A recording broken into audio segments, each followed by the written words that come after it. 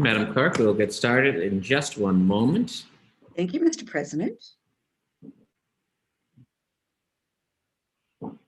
Is my video frozen? No, you seem to be, let me see.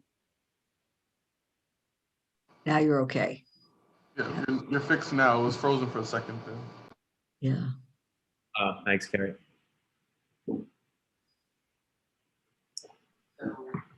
Madam Clerk, Yes, how are you? I'm wonderful. How are you? And I'm looking, you've got the Syracuse colors on, the blue and orange. Yeah, so trying to be loud. Beautiful combination. Thank you. Good to see you.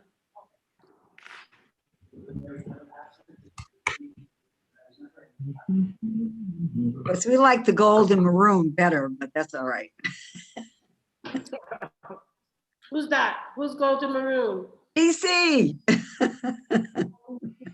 I'm sorry. My Ida was green and white. It was the worst colors. Green and white is like, ugh.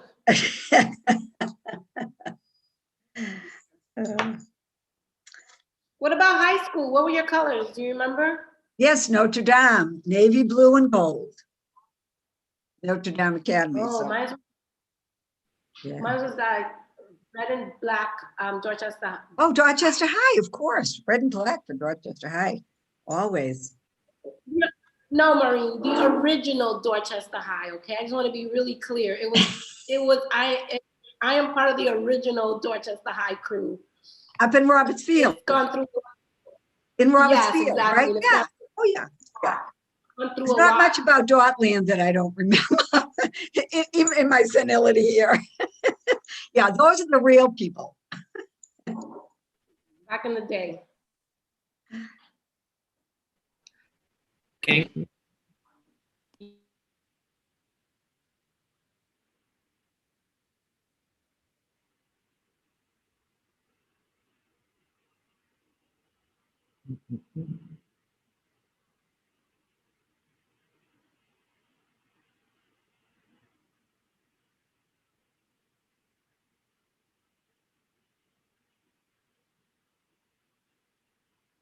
Okay.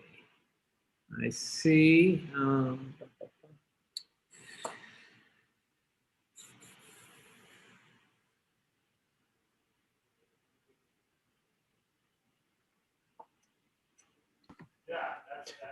Hi, Matt. Hi, Maureen.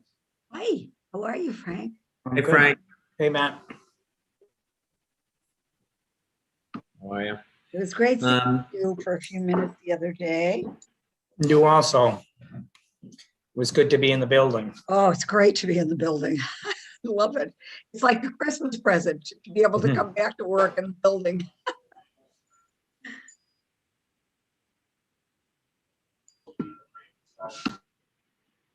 Okay, I think we've got a quorum, Madam Clerk. Are you ready? I'm ready. Carrie, we ready? President.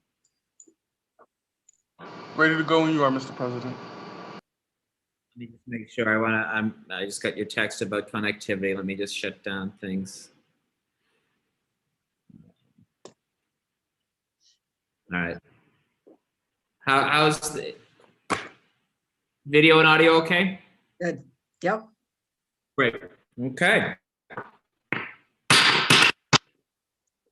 Good afternoon, ladies and gentlemen. Welcome to the Boston City Council virtual meeting. My name is Matt O'Malley, and I'm the Council President pro tempore.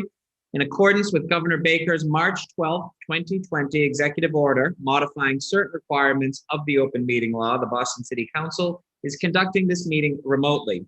Viewers can watch the council meeting live on YouTube by visiting boston.gov/city-council-TV. Madam Clerk, as we begin, would you please call the roll to ascertain the presence of a quorum? Certainly, Mr. President. Councilor Arroyo. Present. Councilor Baker.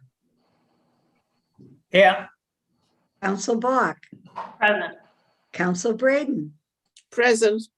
Councilor Campbell. Present. Councilor Edwards.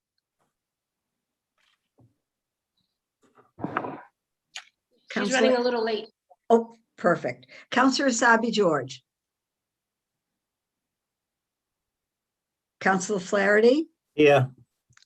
Counselor Flynn, Here. Counselor Mejia. Here. Counselor O'Malley Present. and Counselor Wu. We have a quorum, Mr. President. Thank you very much, Madam Clerk. I will now prevail upon the clerk to please offer some inspiring words as our invocation. Madam Clerk, if you would be so kind. Thank you. Good morning, or good afternoon, I should say. Good morning. Spirit of life and love, which moves through us and through all the world.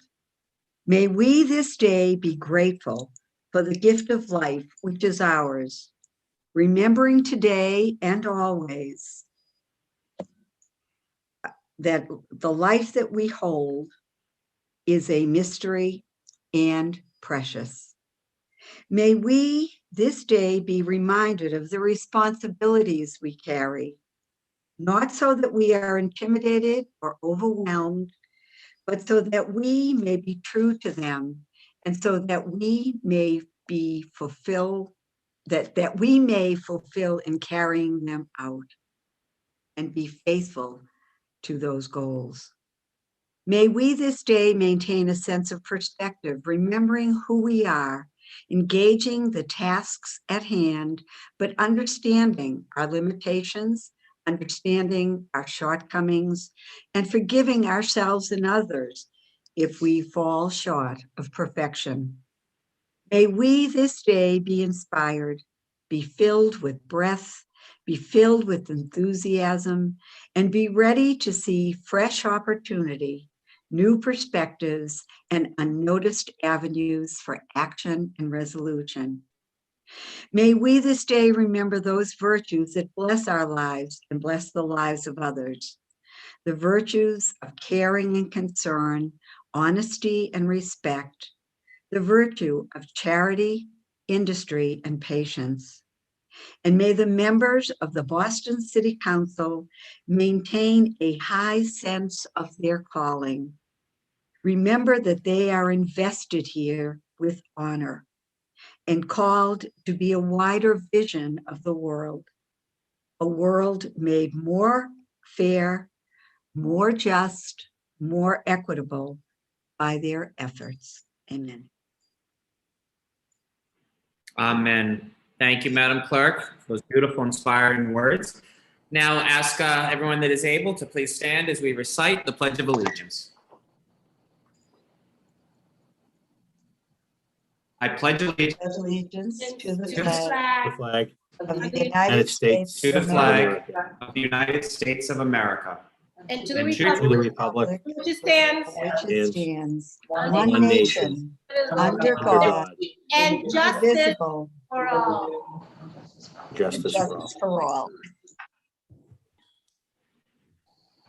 thank you, colleagues, and thank you again, Madam Clerk. I do apologize. We're turning into that viral city council, perhaps from Great Britain. But is my connectivity okay? Can you hear me, Madam Clerk? I seem to see a lot of frozen faces. Frozen, but we can hear you. All right, very good. Please amend the attendance report to reflect Councilors Edwards, Asaibi George, and I believe we've just been joined by Councilor Wu as present. All present, Mr. President. Thank you. Today we will have a presentation by Jazz Boston in celebration of International Jazz Day, which is this April 30th. This is a relatively recent tradition started by Councilor Wu, something I look forward to every year. Obviously, last year was, I don't believe we had it because of being remote, but where there's a will, there's a way. And I'd like to now turn the microphone over to Councilor Wu to say a few words about Jazz Boston and International Jazz Day before the presentation begins. Councilor Wu, the floor is. Thank you so much, Mr. President. I apologize for being late to the meeting. I'm so excited to welcome Jazz Boston once again. This has now become an annual tradition, And we're grateful to have Ken Field and Pauline Bilski to thank for that. We've gone from having large performances in the council chamber to kick off our meetings to for last year on Zoom. And so this year we are hopefully going to have the last virtual presentation again with a special performance and recording that has been done. But we're so grateful for lifting up Boston's legacy of paving the way and having such incredible depth of talent in our artist community, and jazz being a huge part of that. And so thank you again so much, Jazz Boston, for all that you do for our city. And we thank you again for being with us for International Jazz Week once more. Thank you, Councilor Wu. And Ken or Pauline, I don't know if you got any remarks before we get into the presentation. I do, thank you. And by the way, it's nice to see my predecessor, Pauline Bilski, here in this meeting. Hi, Pauline. Thank you, Council President O'Malley, Councilor Wu, and members of the City Council for giving me this opportunity to speak. My name is Ken Field. I'm the board president of Jazz Boston, a 15-year organization that advocates for the Boston area jazz community of musicians, audiences, venues, and media. We advocate for jazz because we feel that it is a valuable component of our cultural landscape. There are many reasons jazz is important, but I want to briefly mention two of them. First, jazz was a creation of the African American community, and we think there is great value in recognizing that contribution and shining a bright spotlight on it. Second, jazz is, at its heart, a music of spontaneous, individual, and collaborative creativity, a good model for life, which often requires nimble and spontaneous reactions to changing situations, as we've all learned over the past year. We're here today to recognize this Friday, April 30th, as International Jazz Day, which was established in 2011 by UNESCO, the United Nations Educational, Scientific, and Cultural Organization, with the mission of highlighting jazz and its diplomatic role of uniting people in all corners of the globe. This American invention of jazz has spread worldwide, and today we'll share with you a very short performance by a Boston-based trio of internationally born jazz musicians. The Jazz World Trio consists of Argentinian drummer Guillermo Nohesiewicz, Swedish bassist Bruno Rehberg, and South African pianist Witness Matlu. They'll perform Guillermo's composition Tres Sargentos, which he tells me is the name of a street in Buenos Aires where he grew up. He says, the music I wrote is intense, but has a sad feel. That's where my dad, who was a visual artist, had his last art studio. You can get more information about what we do at Jazz Boston by visiting jazzboston.org, where you can also become a member for free. I also want to express my appreciation to Cara Elliott Ortega and her staff in the Mayor's Office of Arts and Culture for their support and advice. And if you want to hear more from this great trio, Jazz Boston is collaborating with GBH Radio to present a free streaming concert titled Jazz Now, No Borders this Friday at 8 p.m. While it's free, you need to reserve a ticket, which you can do via the link at jazzboston.org.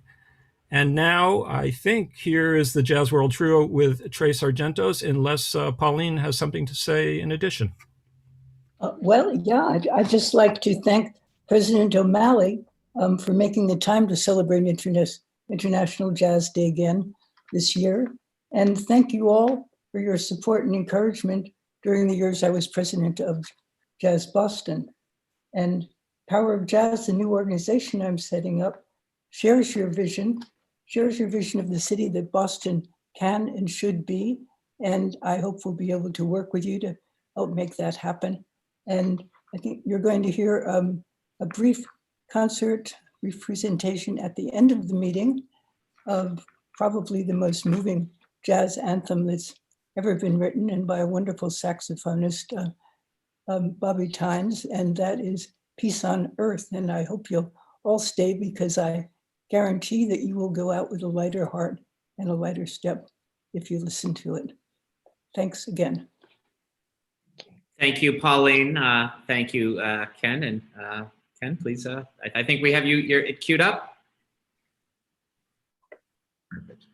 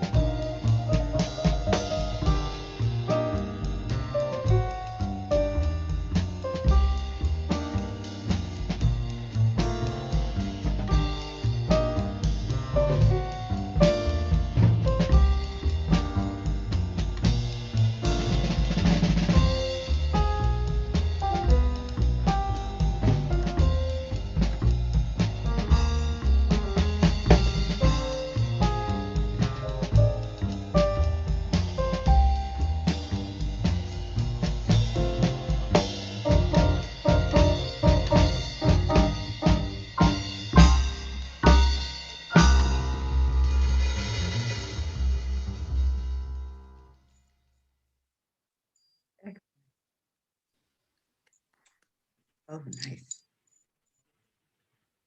Well done. That was wonderful. Thank you. Thank you so much. A wonderful way to start the meeting. So thank you, Ken, for your great work and coming to us, and Pauline, look forward to hearing the piece to close out the meeting as well that you referenced. Madam Clerk, did I also ask you to amend the minutes to reflect that Councillor Nisa Sabi George has joined us as well? Yes, you did. Mhm. Great, thank you. Okay, now we're on to the first order of business, which is the approval of the minutes. Seeing and hearing no discussion on the matter, the chair moves to approve the minutes from the last meeting as presented. Madam Clerk, would you please call the roll? Thank you, Mr. President. Approval of the minutes. Councilor Arroyo. Yes. Councilor Arroyo, yes. Councilor Baker. Aye. Councilor Baker, aye. Councilor Bach. Yes. Councilor Bach, yes. Councilor Braden. Yes. Councilor Braden, yes. Councilor Campbell. Yes. Councilor Campbell, yes. Councilor Edwards. Yes. Councilor Edwards, yes. Councilor Sabi George. Yes. Councilor Sabi George, yes. Councilor Flaherty. Yes. Councilor Flaherty, yes. Councilor Flynn. Yes. Councilor Flynn, yes. Councilor Mejia. Yes. Councilor Mejia, yes. Councilor O'Malley. Yes. Councilor O'Malley, yes. And Councilor Wu. Yes. Councilor Wu, yes. Mr. President, the minutes have been approved unanimously. Thank you, Madam Clerk. Moving right along to communications from Her Honor, the Mayor. Would you please read and place before the body docket 0594? Certainly. Docket 0594, message in order for your approval, a home rule petition to the General Court entitled Petition for a Special Law Regarding an Act to Certain Affordable Housing in the Jamaica Plains section of the City of Boston. Thank you, Madam Clerk. Docket 0594 will be referred to the Committee on Government Operations. Madam Clerk, would you please read docket 0595? Thank you. Docket 0595, message and order authorizing the City of Boston to accept and expend an amount of $45,590 in the form of a grant from the Coronavirus Aid Relief and Economic Security CARES Act, awarded by the National Endowment for the Arts, to be administered by the Office of Arts and Culture. The grant will fund sub-awards to help save jobs in the arts sector and keep the doors open to arts organizations. Thank you. The chair now recognizes Chair Michael Flaherty, Chairman of the Committee on Boston's COVID-19 Recovery. Councillor Flaherty, you have the floor. It's 20 minutes, so. Thank you, Mr. Chair. I just, if you wouldn't mind, I just wanted to move for suspension in passage. Obviously, it's not a huge item, but it obviously goes to the arts, and so it's a $45,590,000 grant from the Coronavirus Aid Relief and Economic Security, and the grant was awarded by the National Endowment for the Arts and is to be administered by the Office of Arts and Culture. And this grant will help fund sub-awards to help sustain our arts community by saving the jobs in the arts organizations in sector in Boston. So unless there's a compelling interest, I really think that our creative economy is a very special and important wheel in the city's economic cycle. And so I know that I've heard from a number of folks in the community, in the arts community, personally and specifically, that these precious dollars will go to immediate use. And so I'm inclined as the chair to move for suspension and passage of this grant today so that the funds could be used expeditiously to support our arts organizations here in the city.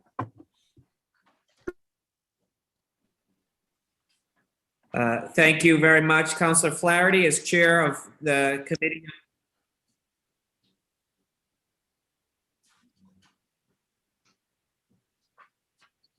Chair Flaherty moves for suspension of the rules and passage of docket 0595. Madam Clerk, would you call the roll? Certainly. Docket 0595, Councilor Arroyo.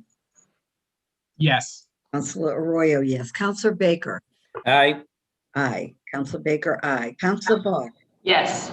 Councilor Bach, yes. Councilor Braden. Yes. Councilor Braden, yes. Councilor Campbell. Yes. Counselor Campbell, yes. Counselor Edwards. Yes. Counselor Edwards, yes. Counselor Asabi George. Yes. Counselor Asabi George, yes. Counselor Flaherty. Yes. Counselor Flaherty, yes. Counselor Flynn. Yes. Counselor Flynn, yes. Counselor Mejia. Yes. Counselor Mejia, yes. Counselor O'Malley. Yes. Thank you. Counselor Mejia. Counselor O'Malley. Yes. Counselor O'Malley, yes. Counselor Wu. Yes. Counselor Wu, yes. Mr. President, docket number 0595 has passed unanimously. Thank you, Madam Clerk. I'm going to call for a brief 1-minute recess just to deal with my connectivity issues. So just 1-minute brief recess, please. Thank you.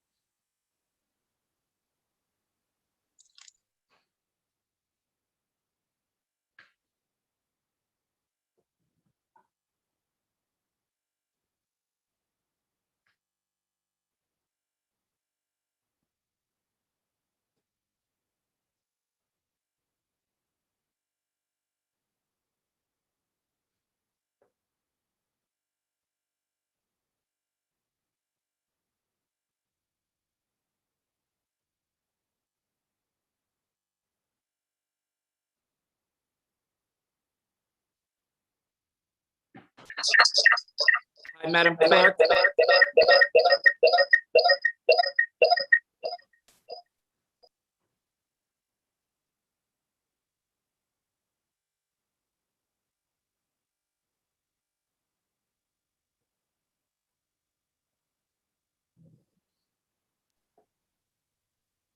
Madam Clerk, is my sound a little bit better and video a little bit Great, better? much better, much Okay. better. Thank you. I'd ask my colleagues to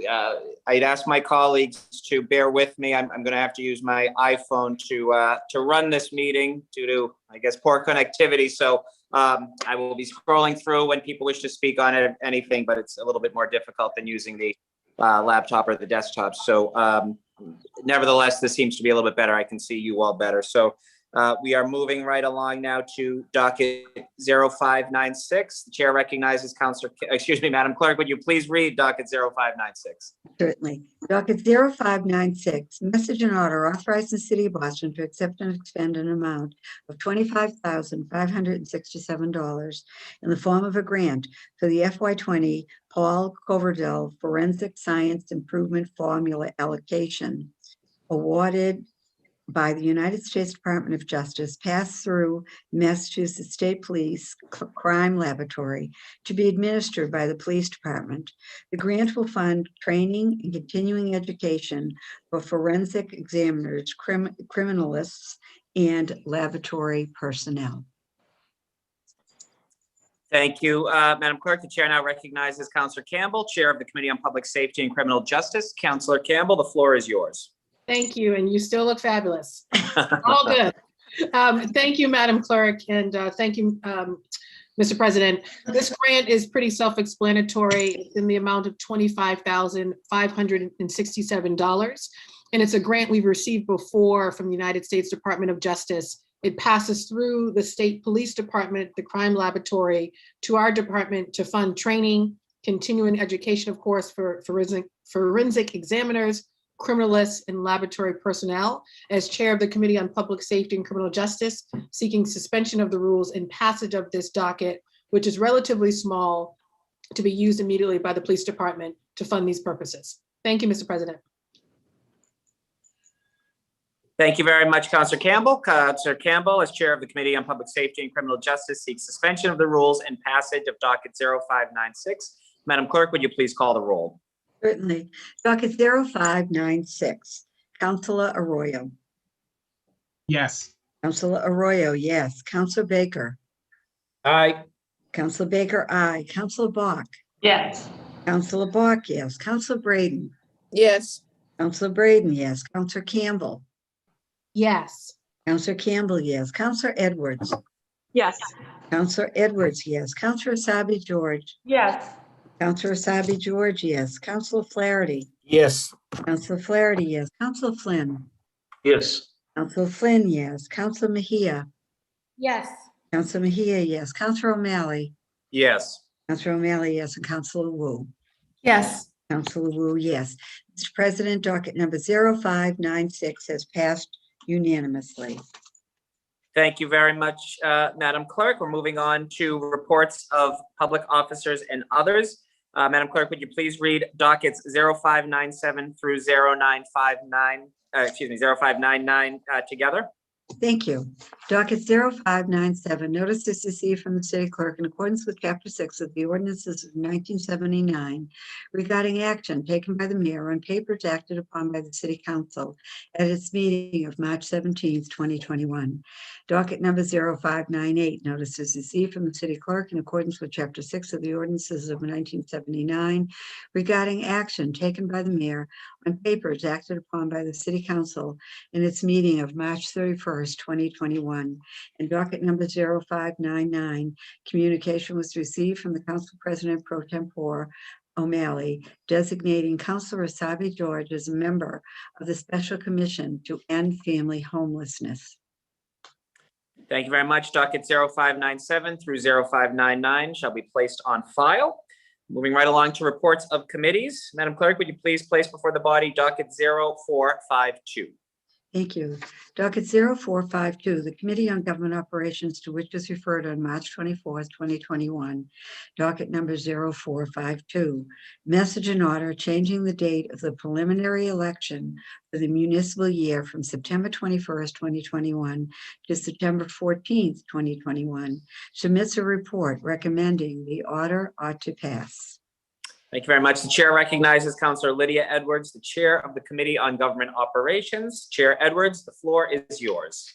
Thank you very much, Mr. President Pro Tem. A quick summary. So I want to apologize for any background noise that you hear. There's a lot of construction happening on my street. So if at any point it becomes too much, or if you don't hear me, please let me know right away. I'm assuming everyone is fine right now with the background noise. And in short, this is this quick summary of the legislation, as this was sponsored by former Mayor Martin J. Walsh, essentially to move the date of the preliminary election to September 14th, 2021, the seventh Tuesday preceding the general election pursuant to the authority in Mass General Laws, Chapter 54, Section 103P. In the transmittal letter, former Mayor Martin Walsh indicated that because of the potential expansion of vote by mail to include fall elections, the time frame for certifying election results in the election department's requirement to hold ballot position drawing, the original date of September 21st would create a challenge for the printing and distribution of vote by mail ballots. Therefore, he submitted or felt that it would be prudent to move the date up a week. The Elections Department, the City of Boston Elections Department Commissioner Anita Tarvaras participated on behalf of the administration in support of the docket. Commissioner Tarvaras testified that with the potential of the expansion of vote by the mail, again, the department will have a tight turnaround between the preliminary election and the general election if it is continually to stay at September 21st. Commissioner Tarvaras, of course, explained that no matter what, the election department would meet whatever standards and goals that were necessary. But she felt that because the ballots are sent to the printer after the certification process and the ballot position drawings occur, that this 1 week would be very helpful. You set it up. Commissioner Tarvaras stated that the general election must be held on the first Tuesday in November, that there was no way that we can move that back. We also heard public testimony from Patrick Roth, who is an advocate for safe elections and signature gathering. The committee discussed the city's authority to proceed with the order as opposed to a formal petition. We also discussed the impact on a general election if the date of the preliminary election is not changed. The committee inquired about the certification process and printing of ballots, and the committee discussed other options, including move the date of the election. But we finally discussed what happens if a recount occurs and its impact, and also safe collection of signatures. So essentially, we use this opportunity to really have a robust conversation as the committee about our process in this particular election this year. I, as the chair of the Committee on Government Ops, actually recommend that we should, I submit this report and hoping for your approval, and recommend that this ought to pass because I believe that the city's elections department explained that changing the date of the preliminary election will allow for the election department to move more efficiently, and I trust their judgment. And therefore, I do think that we should pass this order, and I hope that you will accept the committee report. Thank you. Thank you, Chair Edwards. I'm just going to scroll through to see if anyone wishes to speak on this. If anyone does, please raise your physical hand. It's just probably easier as I'm scrolling through. Not seeing any further discussion on docket 0452. Councillor Edwards seeks acceptance of the committee report and passage of docket 0452, which of course would change the date of preliminary election this fall. Madam Clerk, please call the roll. Thank you. Docket 0452, Councilor Arroyo. Yes. Councilor Arroyo, yes. Councilor Baker. Aye. Councilor Baker, aye. Councilor Block. Yes. Councilor Block, yes. Councilor Braden. Yes. Councilor Braden, yes. Councilor Campbell. Yes. Councilor Campbell, yes. Councilor Edwards. Yes. Councilor Edwards, yes. Councilor Asabi George. Present. Councilor Asabi George, present. Councilor Flaherty. Yes. Councilor Flaherty, yes. Councilor Flynn. Yes. Councilor Flynn, yes. Councilor Mejia. Yes. Councilor Mejia, yes. Councilor O'Malley. Yes. Councilor O'Malley, yes. And Councilor Wu. Yes. Councilor Wu, yes. Mr. President, docket number 0452 has passed. Thank you very much. Madam Clerk, would you please read docket 0369 and place it before the body? Certainly. Docket 0369, the Committee on Government Operations, to which was referred on March 3rd, 2021, docket number 0369, an ordinance restricting the use of chemical crowd control agents and kinetic impact projectiles, submits the report recommending the ordinance ought to pass in a new draft. Thank you. The chair recognizes Councillor Edwards, Chair of the Committee on Government Operations. Councillor Edwards, you have the floor. Thank you very much. And I'm just going to ask that my colleagues bear with me. This will be a long report. And I just feel that thoroughness is necessary at this moment. Dear councilors, this matter is originally sponsored by Councilors Arroyo and Councilor Andrea Campbell. It was referred to the committee on March 3rd, and the committee held a working session on April 9th.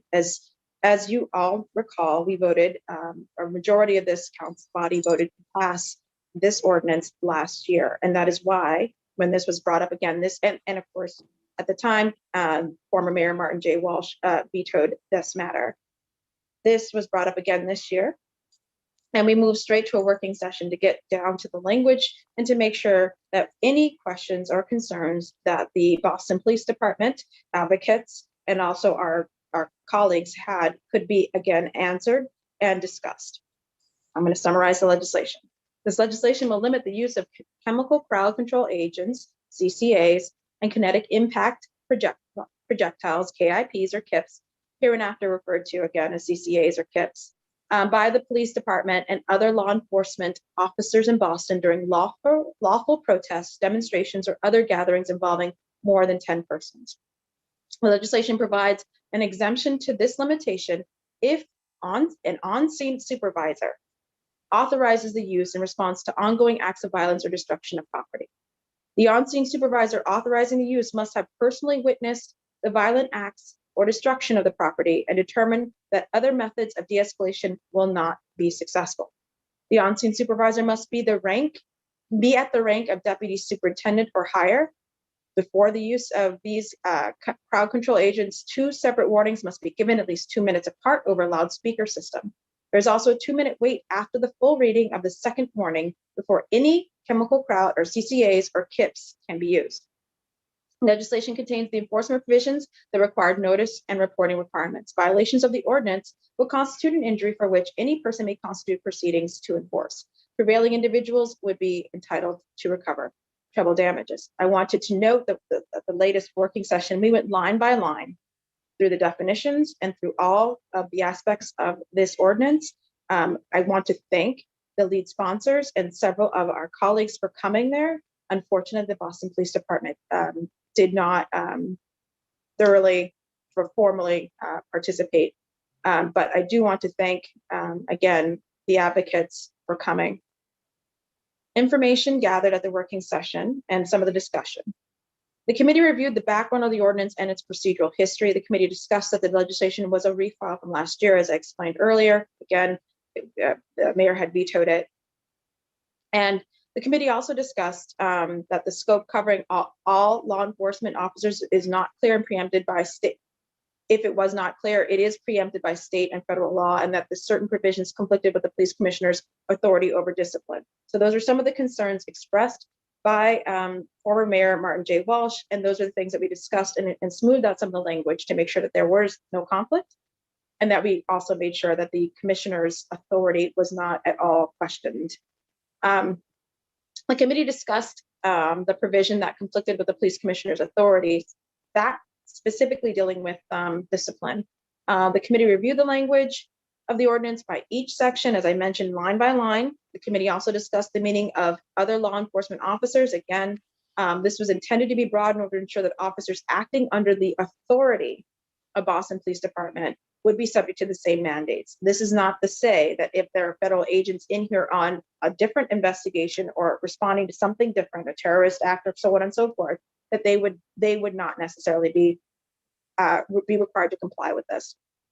The committee discussed the requirement that the unlawful activity must be personally seen on the seen by the on-scene supervisor. And what did that mean? Specifically, what does it mean to personally see? As we discussed, a protest can be very large. One person can physically be at one end and not see anything, but there could be a concern at the other end. They discussed that personally witnessed may be seen by video or other methods of technology, TV, so on and so forth, or drone. So the committee also discussed reasonable methods of de-escalation. What exactly did that mean? The committee interpreted reasonable de-escalation to be methods used under the Boston Police Department's guidelines already there, including the warning system and training. The committee discussed the damages section and specifically the city's fiduciary responsibility. There was a concern expressed by one of our colleagues about the word shall being there for treble damages versus may. And we also discussed the availability of body camera video. Essentially, we wanted to make sure that there was a requirement that after any use of a CCA or a KIP in any protest or any point in the protest, that there would be body camera footage being required to be given to the public and made available. So I'm going to quickly summarize some of the amendments that came from that discussion. So again, there were amendments based off of different parts, concerns, and also trying to respond to former Mayor Martin Walsh's concerns. So specifically 11-1.10C subsection 1, restriction on the use of chemical crowd control agents and kinetic or KIPs. The first sentence is amended after the term other law enforcement officers to include the following words: to extent permissible under law. The first sentence is amended as follows: subject to the limitations set forth in paragraph 2 below. Boston police officers and other law enforcement officers working in the city of Boston, to the extent permissible by law, shall not use a kinetic impact projectile or chemical crowd control agent against any person or persons engaged in a protest, demonstration, or other gathering of any kind involving more than 10 persons. In section 11-1-110D, subsection 4, the word shall in the second section shall be stricken and changed to may, as we discussed with the treble damages. And the section, also in section D, subsection 5, all uses of any kinetic impact projectile or any chemical crowd control agent and all violations of this ordinance by Boston police officer or any other law enforcement officer shall, working in the city of Boston, shall be reported in writing, including the name of the member of law enforcement. Section 11-1-110D is also amended by adding a new subsection 6, which provides as follows: immediately following the use of any kinetic impact projectile or any chemical crowd control agent by any police officer or any law enforcement officer working in the city of Boston, all body camera footage relating to the use of such weapons must be maintained and preserved by BPD and must be produced to the Boston Office of Police Accountability and Transparency, and to any state agency which has an oversight responsibilities for law enforcement agencies for departments within 10 business days. passage of this docket will regulate the use of CCAs and KIPs by the Boston Police Department and all law enforcement officers acting under Boston Police Authority in the city of Boston. This ordinance applies to peaceful protests and demonstrations and provides safeguards by allowing the use of such CCAs or crowd control methods should ongoing acts of violence occur and other reasonable means of de-escalation are insufficient, provided that certain conditions are met. The amendments provide preservation of body camera footage and adding reporting requirements, which increases transparency and accountability. Essentially, this is setting a standard for the use, explaining when the use of KIPs and CCAs may happen in the city of Boston, and also making sure that we are very clear about the transparency and the conversation that happens after they are used, if they are used. This was, we felt, the most reasonable back and forth ability to balance the very basic needs of the Boston Police Department to control crowds, but also the civil liberties and the physical safety of the public. To be very clear, again, this applies to protests. So on one stop, if there's violent actions that are going on, there is not the same limitation that's required if it's between one police officer and an individual. Same thing. If they see violent acts or destruction of property, again, there is an exception to this ordinance. But we felt after much discourse, and I want to again thank the co-sponsors for their patience in having us go line by line. But this was the most reasonable way to have a transparent, safe protests, and also have a warning system to allow for people to leave a moment and leave a protest that may be escalating without being subject to tear gas or kinetic impact projectiles. So I submit this report recommending that the docket ought to pass in an amended draft. Thank you. Thank you very much, Chair Edwards. And a quick big thanks to Kerry Jordan from Central Staff and Peter Favorito from my team for helping me swap out with a better computer to continue this meeting, which means I can now call on if the authors would wish to speak on this or just get right into the vote. Chair recognizes the District Councilor from Hyde Park. Councilor Royal, the floor is yours. Thank you, Councilor O'Malley, and that sound quality is A+, so thank you to Kerry. I just want to start by thanking Councilor Andrea Campbell for her partnership on this. I also want to thank Councilor Edwards for just running really thorough working sessions on this and making sure that we did go through this line by line, in some cases word by word, to ensure that this entire ordinance did what we wanted it to do, no more, no less, and was done in such a way where we were protecting people's rights, but also making sure that we weren't creating these sort of unreachable, unmeetable goals. And so that was really important to us to get this done. I also want to thank everybody who's voted on this previously. We obviously did pass this, so thank you to the councilors who did that. And thank you to the ACLU and the National Lawyers Guild for being really creative with us during these hearings to ensure that we were creating language that didn't go too far in terms of what it restricted or create sort of unintended consequences, which again, thank you to Councilor Edwards for just making sure that everything was thorough in such a way where we weren't creating language that might create an unintended consequence somewhere else. Though I know there's councilors on this council, including myself, who would support a complete ban, and this is not that. I do think this is an essential first step to protecting residents of Boston from indiscriminate, dangerous, and sometimes even fatal impacts of these devices, especially during lawful protests or demonstrations. Just so folks understand the importance of this, at least to me as a maker, these are weapons that technically can't be targeted. They're things that hit in areas, they're sort of area control issues. And so if you're sort of using these, we've seen the unfortunate consequences in the city of Boston with Victoria Snellgrove, rest in peace. And we know that there's certain instances where something like this can't really be controlled. And so if we're going to allow the usage of things that are banned in warfare, are indiscriminate, can have an impact on somebody who is not the person for whom they wish that impact to be on, I think it's incredibly important that we use the most restrictions and the most protections that we're able to do.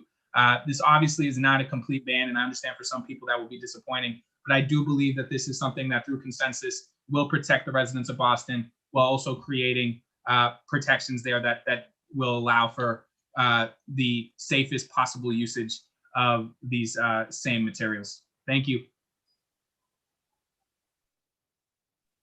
Thank you very much. Councillor Campbell, do you wish to speak on this?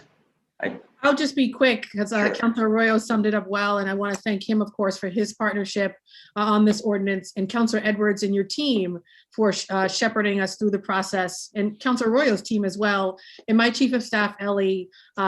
There was a lot of back and forth, a lot of paperwork and emails to get this done, and so really grateful to each and every one of you. And of course, to the residents who testified, who shared their personal stories with respect to very painful incidents. Obviously, Councilor Bach shared her own experience too. So just grateful to each and every one of you. I won't belabor the point, and hopefully this reasonable piece of legislation will be supported by every council colleague. Thank you. Thank you, Councillor Campbell.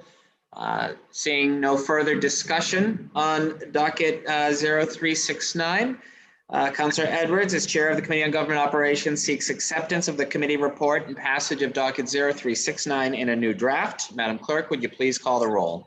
Certainly. Docket 0369, Councilor Arroyo. Yes. Councilor Arroyo, yes. Councilor Baker. No. Councilor Baker, no. Councilor Bach. Yes. Councilor Bach, yes. Councilor Braden. Yes. Councilor Braden, yes. Councilor Campbell. Yes. Councilor Campbell, yes. Councilor Edwards. Yes. Councilor Edwards, yes. Councilor Asabi George. No. Councilor Asabi George, no. Councilor Flaherty. No. Councilor Flaherty, no. Councilor Flynn. No. Councilor Flynn, no. Councilor Mejia. Yes. Councilor Mejia, yes. Councilor O'Malley. No. Councilor O'Malley, no. And Councilor Wu. Yes. Councilor Wu, yes.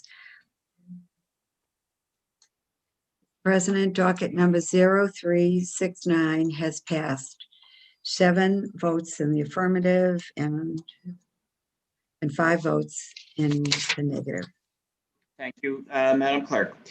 Madam Clerk, would you please now read dockets 0550 through 0557 together?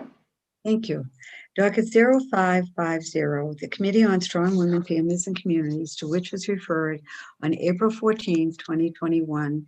Docket number 0550, message and order authorizing the City of Boston to accept and expend an amount of $1,832,180 in the form of a grant for the FY21 Title III-C Nutrition Service, awarded by the U.S. Department of Health and Human Services, passed through the Mass Executive Office of Elder Affairs, to be administered by the Age Strong Commission, submits a report recommending the order ought to pass in a new draft. Docket number 0551, the Committee on Strong Women, Families, and Community, to which was referred on April 14th, 2021, docket number 0551, message and order authorizing the City of Boston to accept and expend an amount of $1,456,653 in the form of a grant for the FY22 state allocation awarded by the U.S. Department of Health and Human Services, passed through the Mass Executive Office of Elder Affairs, to be administered by the Age Strong Commission, submits a report recommending the order ought to pass in a new draft. Docket number 0552, the Committee on Strong Women, Families, and Community, to which was referred on April 14, 2021. Docket number 0552, message and order authorizing the City of Boston to accept and expend an amount of $1,056,840 in the form of a grant for the FY21 Council on Aging, awarded by the Mass Executive Office of Elder Affairs, to be administered by the Age Strong Commission, submits a report recommending the order ought to pass. Docket number 0553, Committee on Strong Women, Families, and Communities, to which was referred on April 14th, 2021.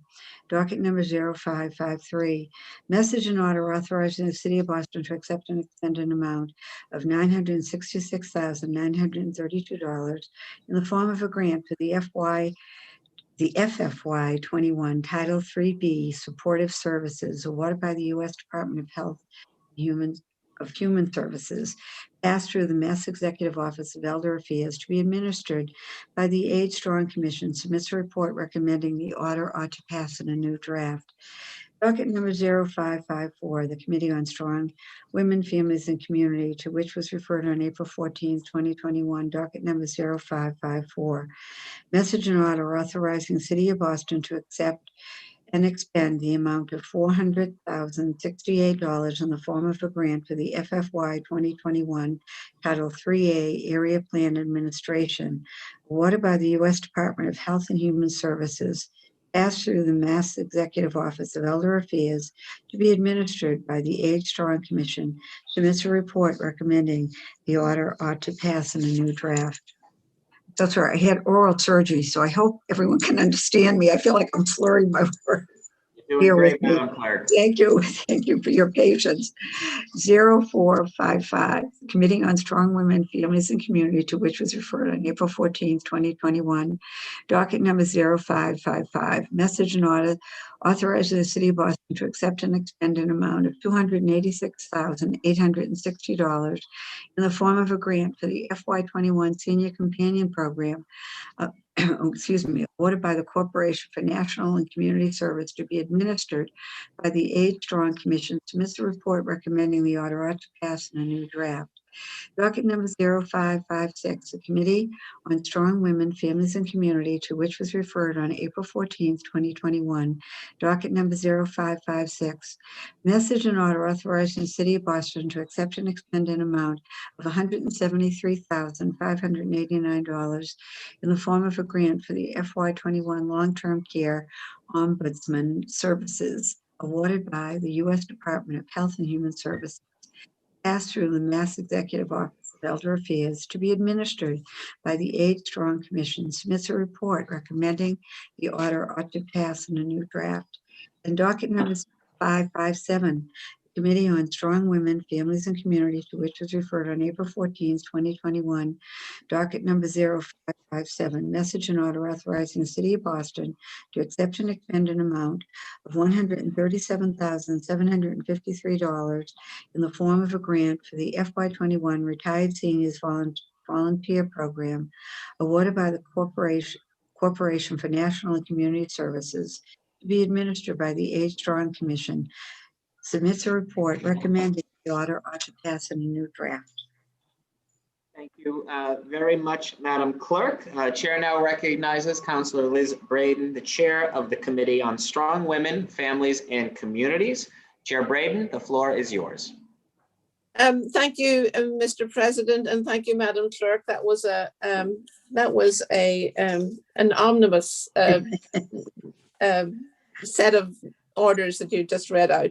The Committee on Strong Women, Families, and Communities held a public hearing on dockets 0550 through 0557 on Friday, April 23rd, 2021.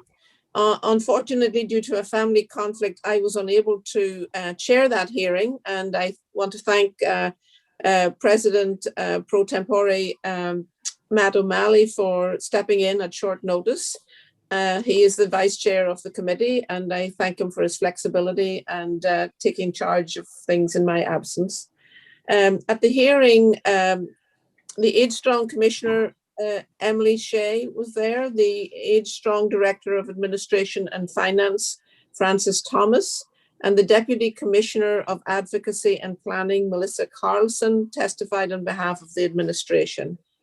The Commissioner explained that there had been amount changes in dockets 0550, 0553, 0554, 0555, and 0556.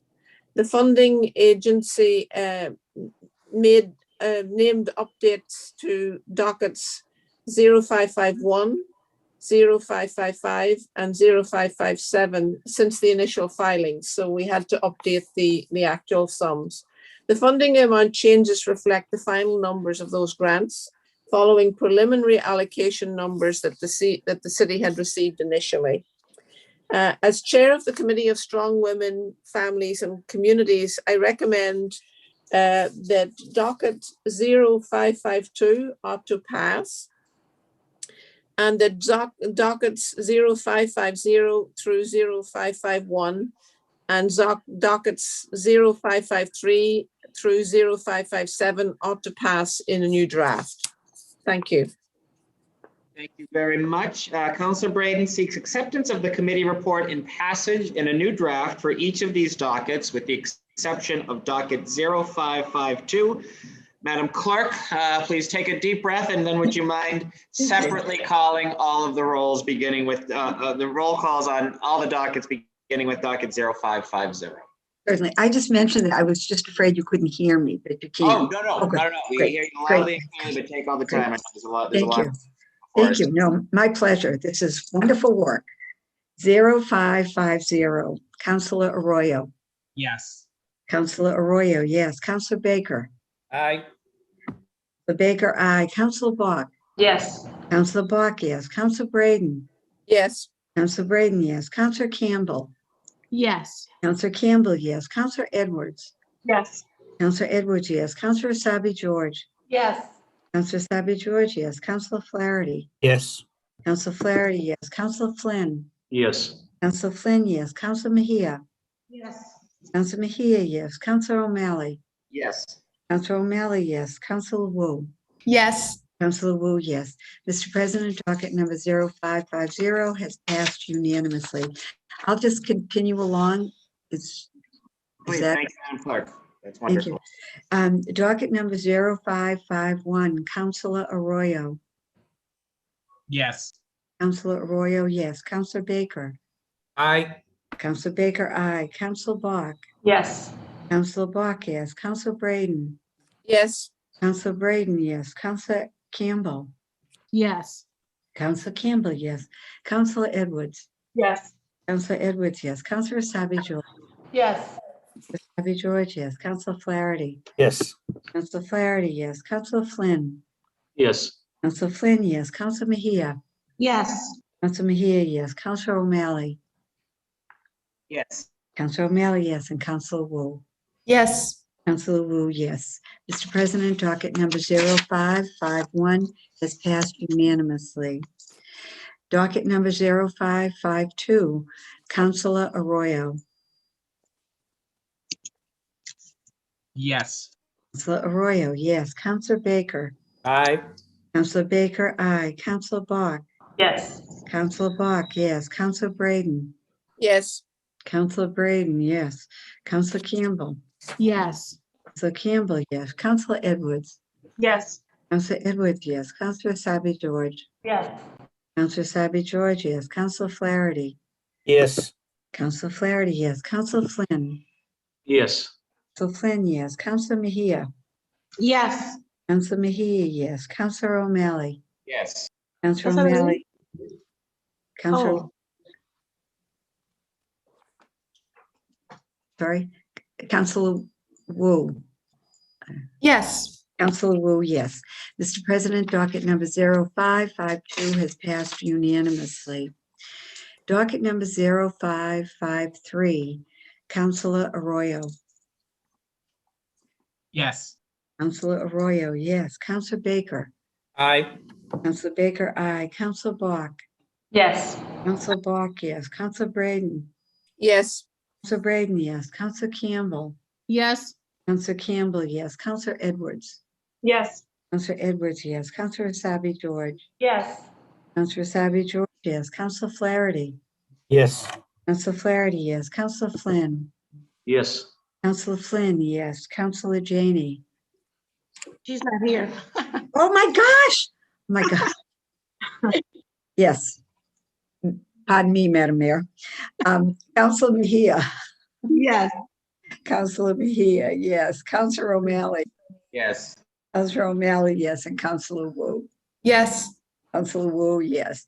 Mr. President, docket number 0553 has passed unanimously.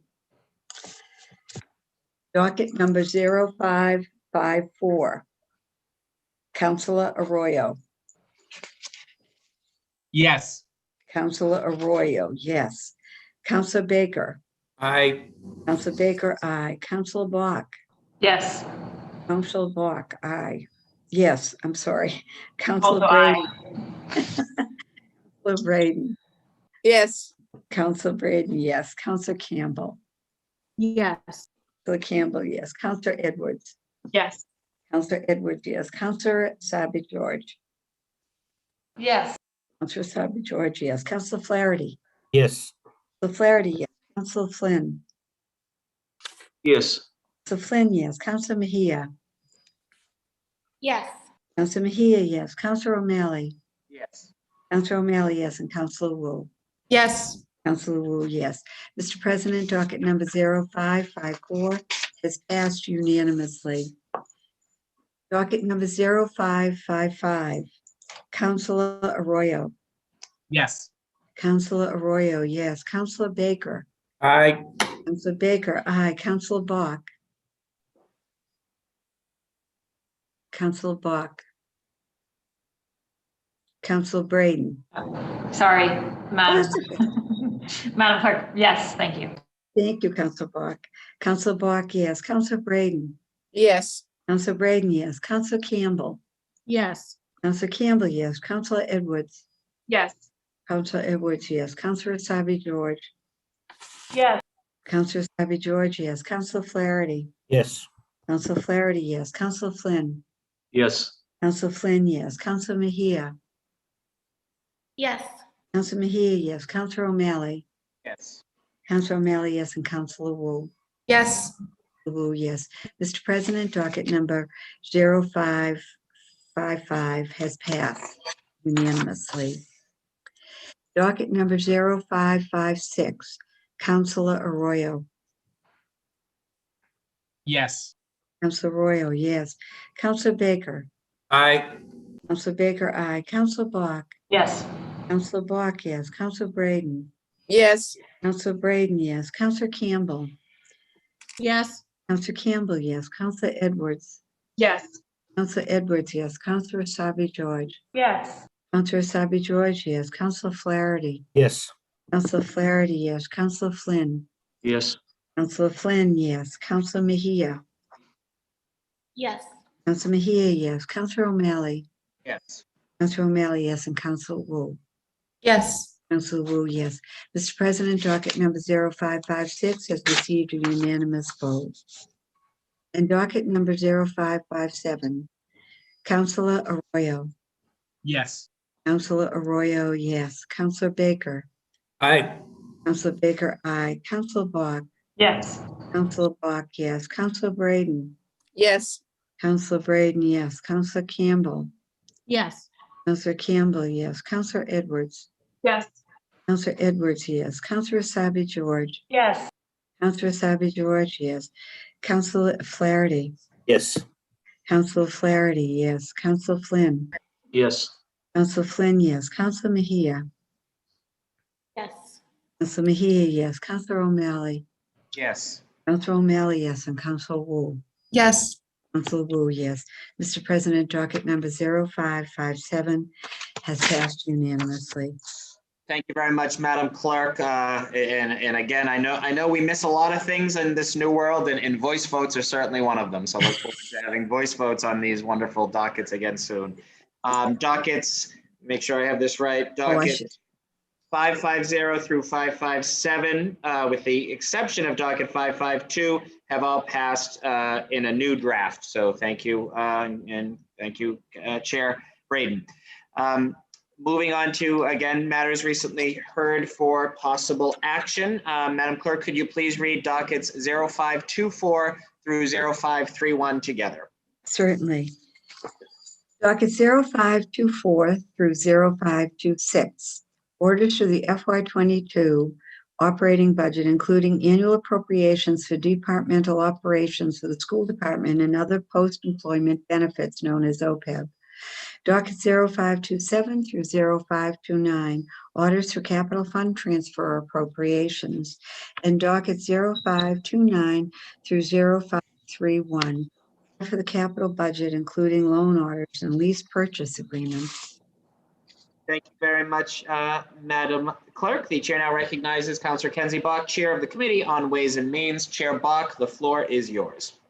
Great. Thank you so much, Mr. President. And thank you to all councilors who have been President, as we've been starting the city's second virtual budget season, this week so far, we've had 3 budget hearings and 1 public working session. So to kick things off, we had the A&F team come and provide a budget overview on Monday morning, including an overview of revenue.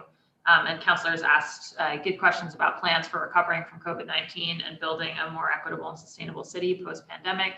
We also did talk about the interaction between the federal funding and the city budget and how to think about appropriate oversight for that going forward and the council's role in all of that. And discuss again the fact that due to the city's heavily property tax based revenue base, we are in a stronger position than many municipalities, even as we wait for those economic revenues like our excise taxes and such to come back.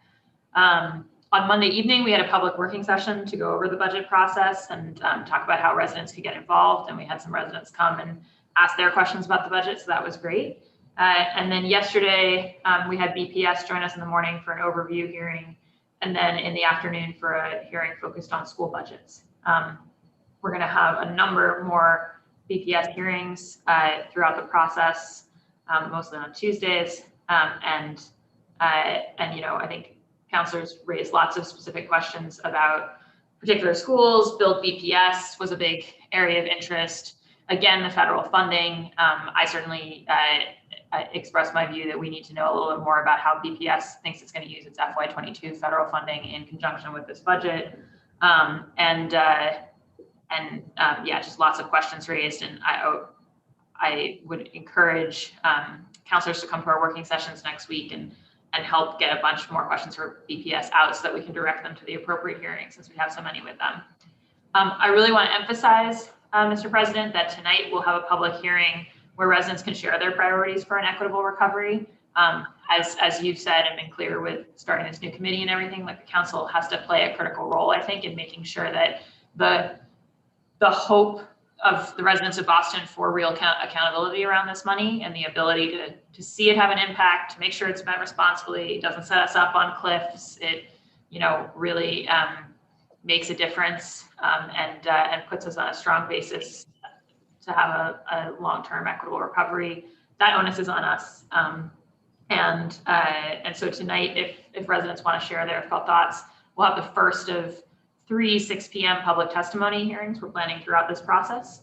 And so people can come to any of those. They can come to the public testimony portion at the end of any of our department hearings, but tonight at 6 is the first one of those. And so I would just love colleagues' help in letting people know, especially if there's somebody who's been bending your ear about the city's federal money should really be spent on X, Y, Z, tell them that tonight's a good time to stop by the Zoom and say a few words about that. We're going to keep having staff clinics on the staff side. Next week, starting Friday, and then the following week will mainly be council working sessions where we get those questions on the record that we send over to the administration. I think we found last year that helped us have much more substantive hearings with them. So I would just really urge colleagues to join us for that or to send questions in advance. We do need to be able to read the questions into the record. So rather than sending them after the fact, like last year, if people can get those into us by the appointed time for the different departments, that would be hugely helpful. My last plug, Mr. President, is just to remind people that if they're watching this and they want to get involved in the budget, you can go to boston.gov/council-budget to see the whole calendar and see how you can testify and everything. There's also a dedicated page about testifying, whether by emailing us or posting a video or showing up in person, virtually in person at boston.gov/budget-testify. So, really looking to have as much involvement as possible. And again, every colleague joined us for the hearings over the last 2 days. Really appreciate that. And we're going to be hearing from all arts and culture and tourism and law tomorrow morning. Arts and culture and tourism, when we planned this hearing, we thought that this was going to be a relatively routine revolving fund conversation. As it turns out, both of those departments are in line for significant increases proportionate to their budget in the proposed budget from the mayor. So we're looking to really have a more substantive conversation around their whole departments because of that. And then tomorrow afternoon is Capital, which is so critical. And then Friday morning, we'll sort of start our run of working sessions. So thank you for your indulgence, Mr. President. And thanks again for everybody in the council engaging with the process. Thank you, Chair Bach, for again, I know what will be an exceptional process, transparent, open, and make sure that we run as ecumenical a process as possible. So well done last year. Look forward to your continued leadership in the space. Dockets 0524 through 0531 shall remain in the Committee on Ways and Means. Moving right along, Madam Clerk, to motions, orders, and resolutions. Would you please read and place before the body docket 0600? Certainly. Docket 0600, Council Mejia offer the following ordinance to create a task force to address the literacy rates in the city of Boston. The chair recognizes the at-large council from Dorchester, Councilor Mejia. Councilor Mejia, the floor is yours. Thank you, Mr. President. Well, I just wanted to just take a quick moment to thank you for all your hard work and rallying us up. In regards to this particular ordinance that we're filing today, we all need to acknowledge the tremendous privilege we all have that allow us to communicate with each other on a daily basis through emails, text messages, city forms, and other paperwork.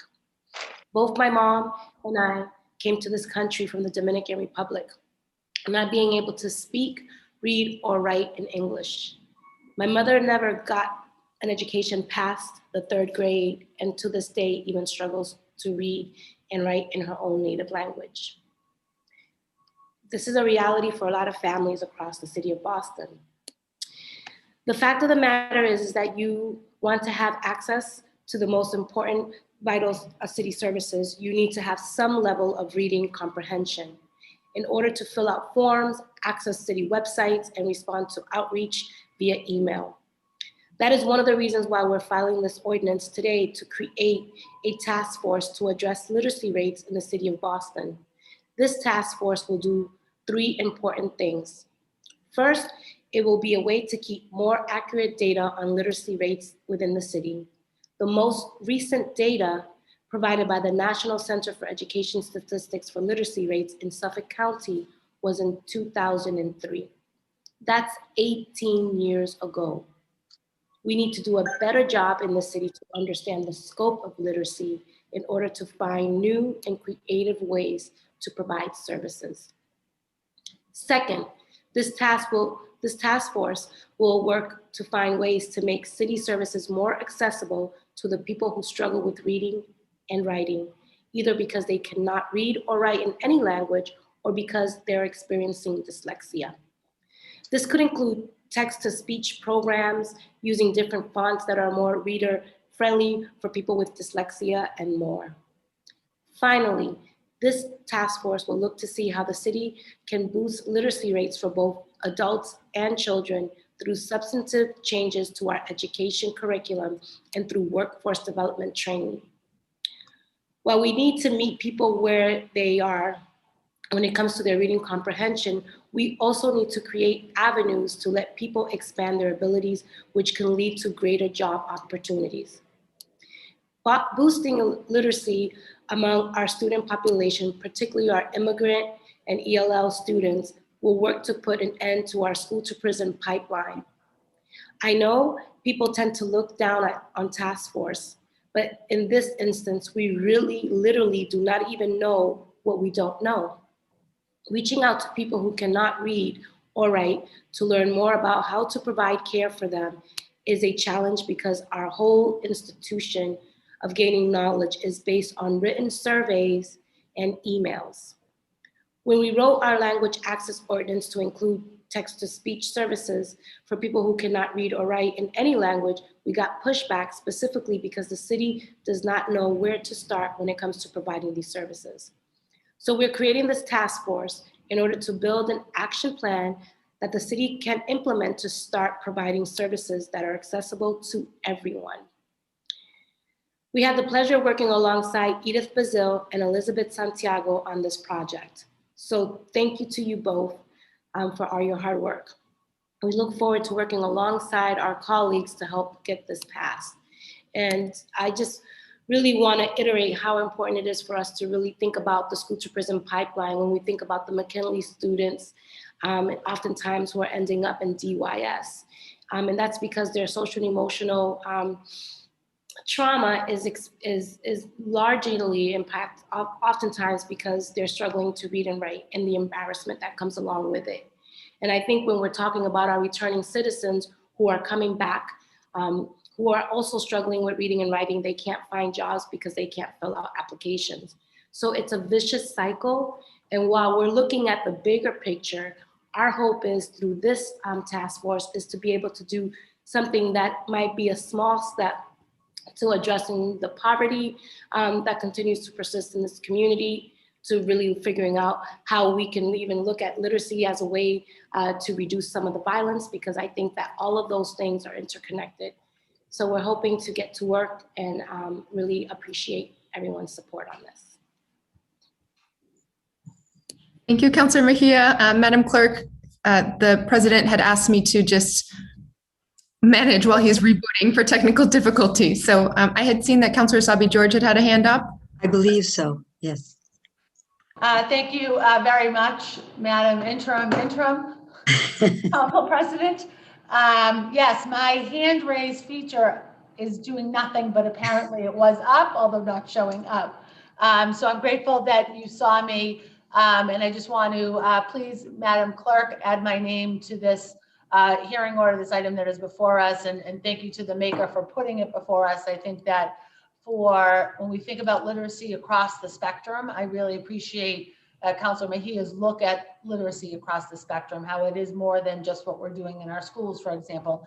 And that's often where we sort of keep that conversation. So I'm grateful to her leadership on this and appreciate the look at literacy again across the spectrum.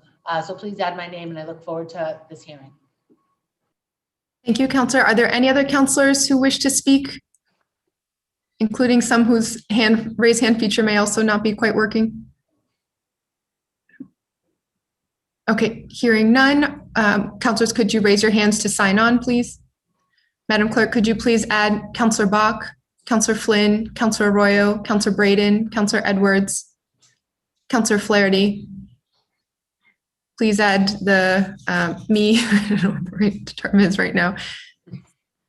And Did you call me Councilor? I can't. Oh no, I'm so sorry. Oh, okay, good. I saw my husband. He should say hello. He was on video. Sign me on to this awesome ordinance. Thank you. Thank you. Please add Councilor Campbell.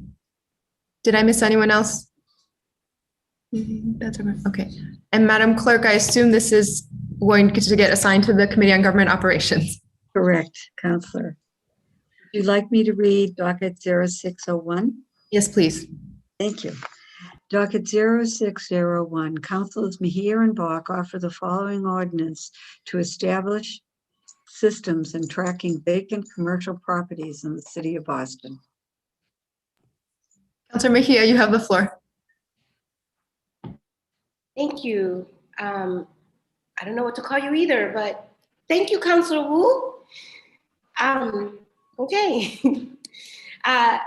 So thank you to Councilor Bach and her staff for working alongside us to bring in this ordinance to the council, and to my Chief of Policy and Communication, Jacob DeLaycourt, for his relentless people policy, community-led, just like embracing that whole way of how we work.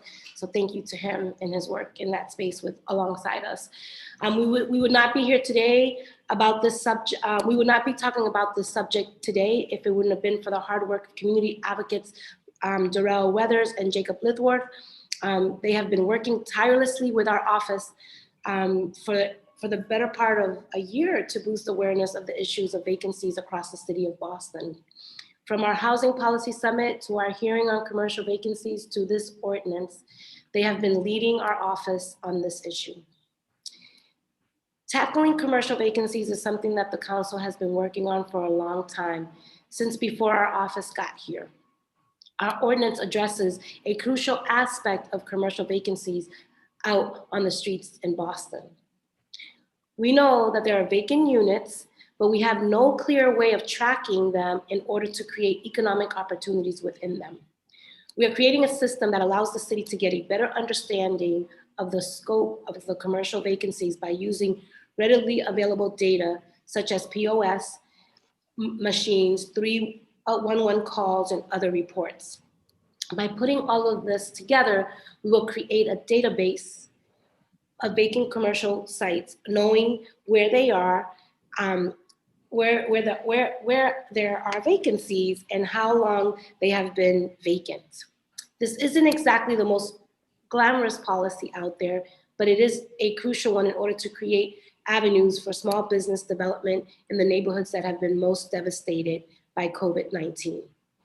By knowing the scope of the problem, we are better able to direct attention, funding, and programming to help small businesses thrive. We are incredibly excited by this project and look forward to working alongside our colleagues and advocates in order to get this passed.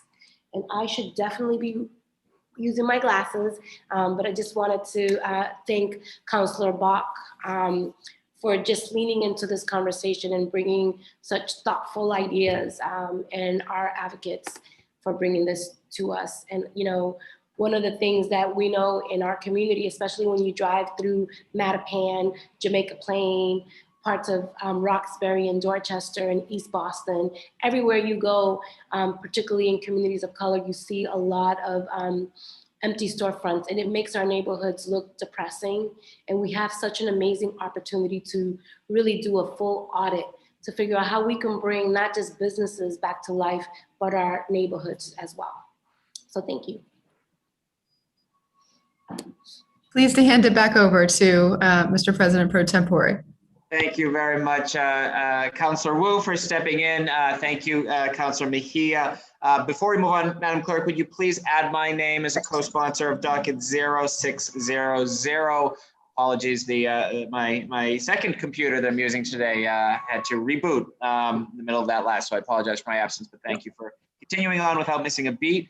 I take it from the end of the comments that we're now at docket 0601. I see the chair now recognizes the district councilor from East Boston. Councilor Edwards, the floor is yours. Mr. Chair, if I may.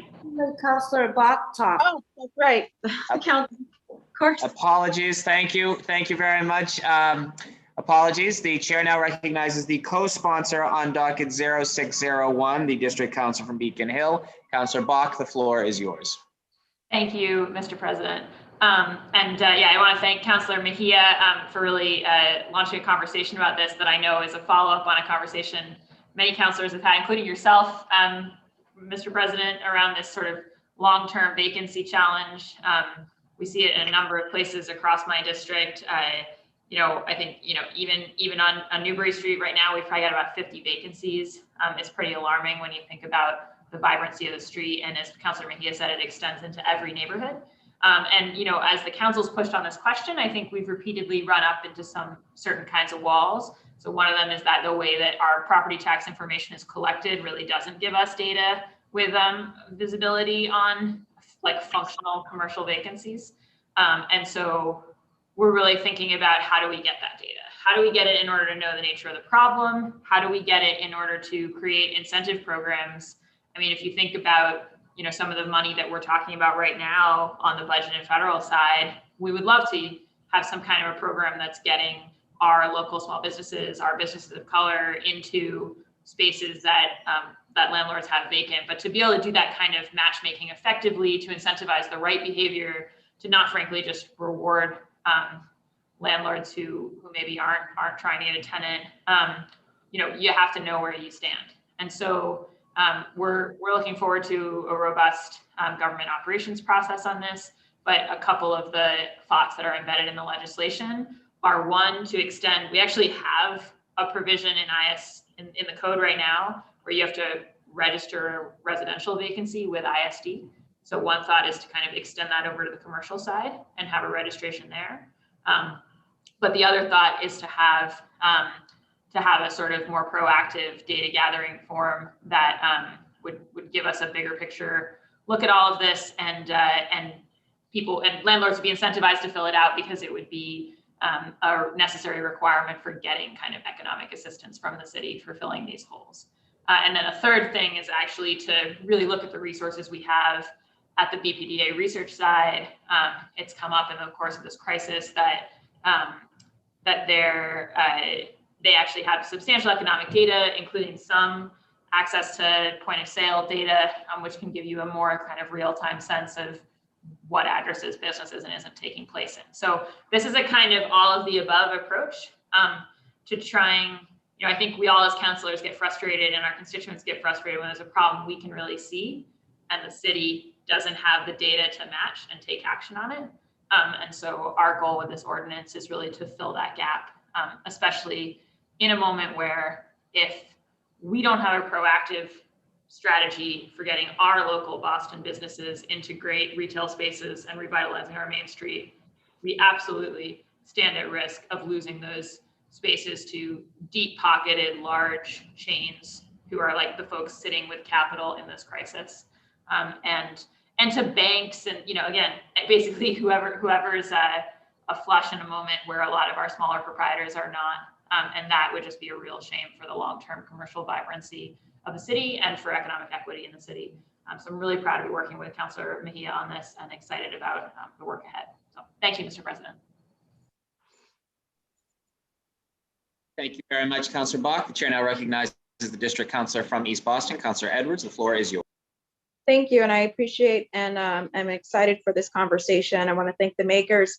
I do want to thank also, I think it was Councilor Campbell and Councilor O'Malley who actually held a hearing on high-end blight and specifically talking about commercial vacancies where we really went through all of the different ways in which we found throughout our neighborhoods that because of the unique position that they're in, they both hurt our neighborhoods by being vacant, but also it's connected to the jobs. It's connected to literally the vibrancy and the economic attractiveness of our neighborhoods. If you have a bunch of storefronts that are empty versus those that are filled with local businesses. We talked about having a matching system where once we get this registry up and running, local businesses, smaller businesses, MW, BE businesses could be matched and at least be told where there are potential opportunities for them to locate. We discussed Loftel, which is still an ongoing issue in East Boston, where again, at being a large would-be one day, hopefully, hotel, we just read also about how it was up for auction at $150,000 last or 2 weeks ago, and then seemed to be pulled back. And again, one of the things that we really discussed and I hope comes back up again is the receivership policy that we have in the city of Boston. As though many of you know, that when it comes to residential units, if the community rises up and begins to fix and work on the property, that ultimately they can be assigned a receivership, and any of the monies that they put in to painting and maintaining and helping the property, they can recoup later on when the property is either put into foreclosure or sold, and they ultimately all their efforts are put on lien on the property. That only applies to residential units, but I think that there's a way, and we should consider a way in which we can also have that apply to commercial units. If we as a communities put our money and time into maintaining our main streets, then somehow, some way we should be compensated for it. So I'm excited for this conversation. Please add my name. Thank you very much, Councilor Edwards. Madam Clerk, please add Councilor Lydia Edwards. Seeing no more discussion, would any other councilors wish to add their name? Madam Clerk, please add Councilor Liz Braden, Councilor Ed Flynn, Councilor Ricardo Arroyo, Councilor Michelle Wu, Councilor Andrea Campbell, Councilor Anissa Asaibi George, Councilor Michael Flaherty. Please add the chair's name as well. And docket 0601 shall be referred to the Committee on Government Operations. Madam Clerk, please read and place before the body docket 0602. Thank you, Mr. President. Docket 0602, Councilor Arroyo offer the following petition for a special law regarding an act relative to early voting options for City of Boston municipal elections. Thank you. The chair now recognizes the district councilor from Hyde Park. Councilor Arroyo, you have the floor. Thank you, Mr. Chairman. Is it possible to hear 0602 and docket 0603 together? No, we typically don't hear new things that are introduced. We have to introduce them, but we'll. So then I'll speak sort of on both in this one, and then we'll keep the second one brief. These hearings, these home rule petitions, one and first and foremost, I'd like to thank former councilor. I didn't get to serve with him, but former councilor Josh Zachem, who had been an advocate sort of staunchly for a number of these different things. But these were done in partnership with the Secretary of State's office, with the Boston Election Department and with the NAACP Boston branch under the leadership of Tanisha Sullivan. And the goal for both docket 0602, which allows for early voting for City of Boston municipal elections and allows for no excuse vote by mail for City of Boston municipal elections, and docket number 603, which we'll get to, but allows for voters to register on the same day, is essentially, we know that these things work to increase voter participation, enfranchisement, and in the case of the situation we find ourselves in now, but not solely due to the pandemic, provide healthy ways and safe ways to vote. We know that nationally voting rights and ballot access are under attack, and Boston has an opportunity here to lead with proven policies and practices that both serve to further the health of the public and our democracy. That's why I believe it's imperative that we advocate for and implement these proposed reforms. These are things we've already seen work. One of the only sort of silver linings, I think, that I have found to have come out of this pandemic, there's two. I think the increased access through online Zoom sort of profiling in terms of civic participation, but also the mail-in balloting that was wildly successful with the presidential election here in Massachusetts. And so I know that we know these things work. I know that we know we can do these things. In speaking with both the Secretary of State and the Election Department, they're adamant that we can do these things. And so what these things would do, and I value and welcome the council's input. So I look forward to the hearings and the working sessions that go into this to make sure that this is the best reflection of what we believe the City of Boston's election should look like moving forward. But essentially what these things do is allow for early voting for City of Boston municipal elections, allows for no excuse vote by mail for City of Boston municipal elections, and docket 0603, which will come after this, allows for same-day registration. And I just want to note that the vote that we just took at the beginning of this meeting on changing the election primary date was done according to the City of Boston's election department to accommodate vote by mail. But we don't currently have vote by mail. That hasn't actually, we don't actually have that scheduled. And so this would be another way for us to signal that we want to see those changes made. That is why I know that's why I voted to change that primary date. I also know that's why they suggested to move that primary date. And so this would be sort of a joined action on that. So thank you to the partners who have worked on this, both at the Secretary of State's office, the election department, and the NAACP Boston branch. And I look forward to working with all of you, both individually and together, on making sure that this is the best piece of election legislation that we can put forward for the city. So thank you all. Thank you. Is there any further discussion on docket 0602? Seeing none, would any councilors wish to add their name as a co-sponsor on 0602? This is the early voting options. Madam Clerk, please add Councilor Braden, Councilor Flynn, Councilor Bach, Councilor Saibi George, Councilor Mejia, Councilor Wu, Councilor Flaherty. Please add the chair's name. And docket 0602 shall be referred to the Committee on Government Operations. Madam Clerk, would you now please read and place before the body docket 0603? Right. Docket 0603, Councilor Arroyo offered the following petition for a special law regarding an act relative to same-day voter registration for the City of Boston municipal elections. Thank you, Madam Clerk. And Councilor Arroyo, I assume you're waiving your right for a statement on 0603? Just one, if I can make one statement. Please, the floor is yours. Thank you very much. I'll be very brief. Same-day voter registration is a term that has multiple meanings nowadays. And just so folks understand what same-day registration looks like for this home rule petition, same-day registration as it applies to this home rule petition means that folks who are looking to register to vote can register to vote on the actual election day. So they cannot register to vote on any of the early voting days. They can register to vote on the election day, the final, and the primary day. The reason why we made that distinction as opposed to allowing people to just register to vote on any of those early voting days is in consultation with the Secretary of State's office and the Boston Election Department. What allowed for us to have our counts in quickly was that they could sort of not seal those early vote ballots because they didn't have to clarify that those folks, they were already registered to vote here. If people are registering to vote on a date prior to those election days, then we would have to then come back on election day and confirm that they still live in the City of Boston or that they are duly registered in the city of Boston on election day for that vote to count, which would cause sort of a complication in terms of getting the votes pre-counted and pre-sorted.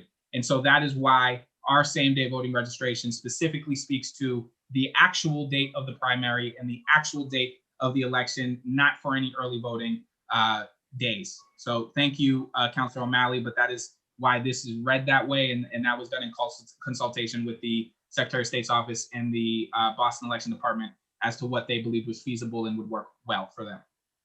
Thank you very much. Any further discussion on docket 0603? Seeing none, would any councilors wish to add their name as a co-sponsor on docket 0603? Madam Clerk, please add Councilor Braden, Councilor Bach, Councilor Saibi George, Councilor Wu, Councilor Mejia, Councilor Flynn. Please add the chair's name.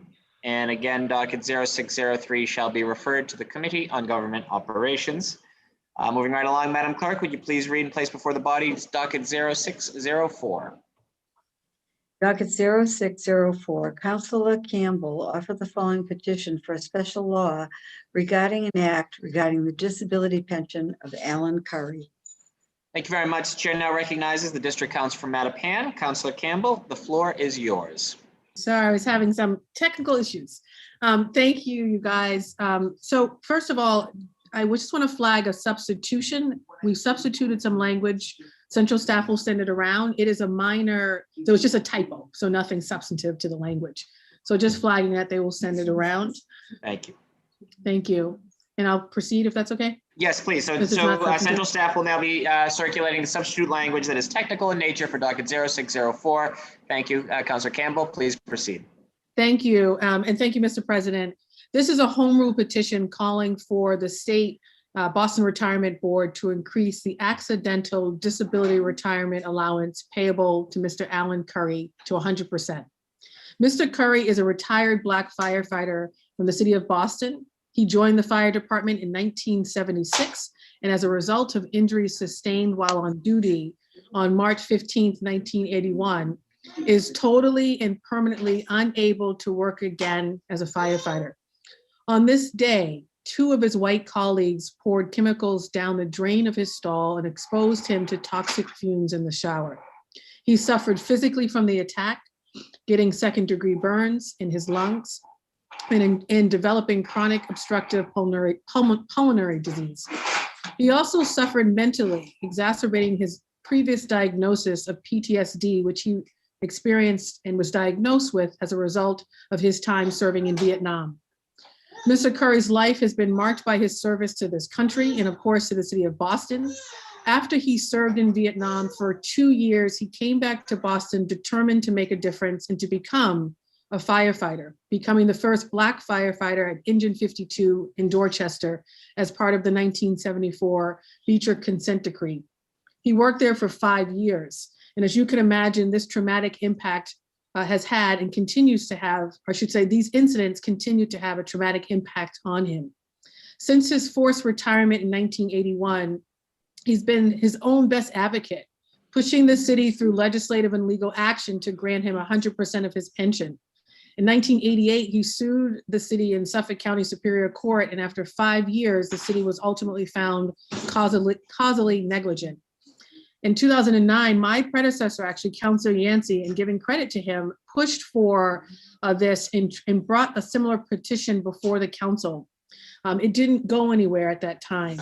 And so Mr. Curry recently reached out again on this very issue and called our office, engaged our office. I've had conversations with him along with Chloe on my team, who has had several conversations with him. And I also want to thank Councilor Edwards' office, who we also talked to about this, given the fact that it is a home rule petition that we've looked at before. I think this is the time, of course, to do the right thing. Mr. Curry is older now, an elder individual, but still is seeking justice. And this is time for us to give him just that. And so I'm really happy to be introducing this. I hope all council colleagues, of course, participate in this conversation and hearing and engage in the process, and look forward to getting this passed through the council and pushing for this to be implemented. Thank you, Mr. President. Thank you very much, Councilor Campbell. The chair now recognizes the district councilor from District 5, Councilor Royal. The floor is yours. Thank you, and I'll just be brief. Thank you, Councilor Campbell, for bringing this forward. It is deeply unfortunate that that occurred. to firefighter Alan Curry. It's always the right time to do what's right. And so I look forward to seeing this make its way through the process so that we can serve some measure of justice, even if it's justice delayed. Thank you, Councilor Campbell. Thank you. The chair now recognizes the district councilor from South Boston, Councilor Flynn. The floor is yours. Thank you. Thank you, Mr. President. And Mr. President, please add my name in support.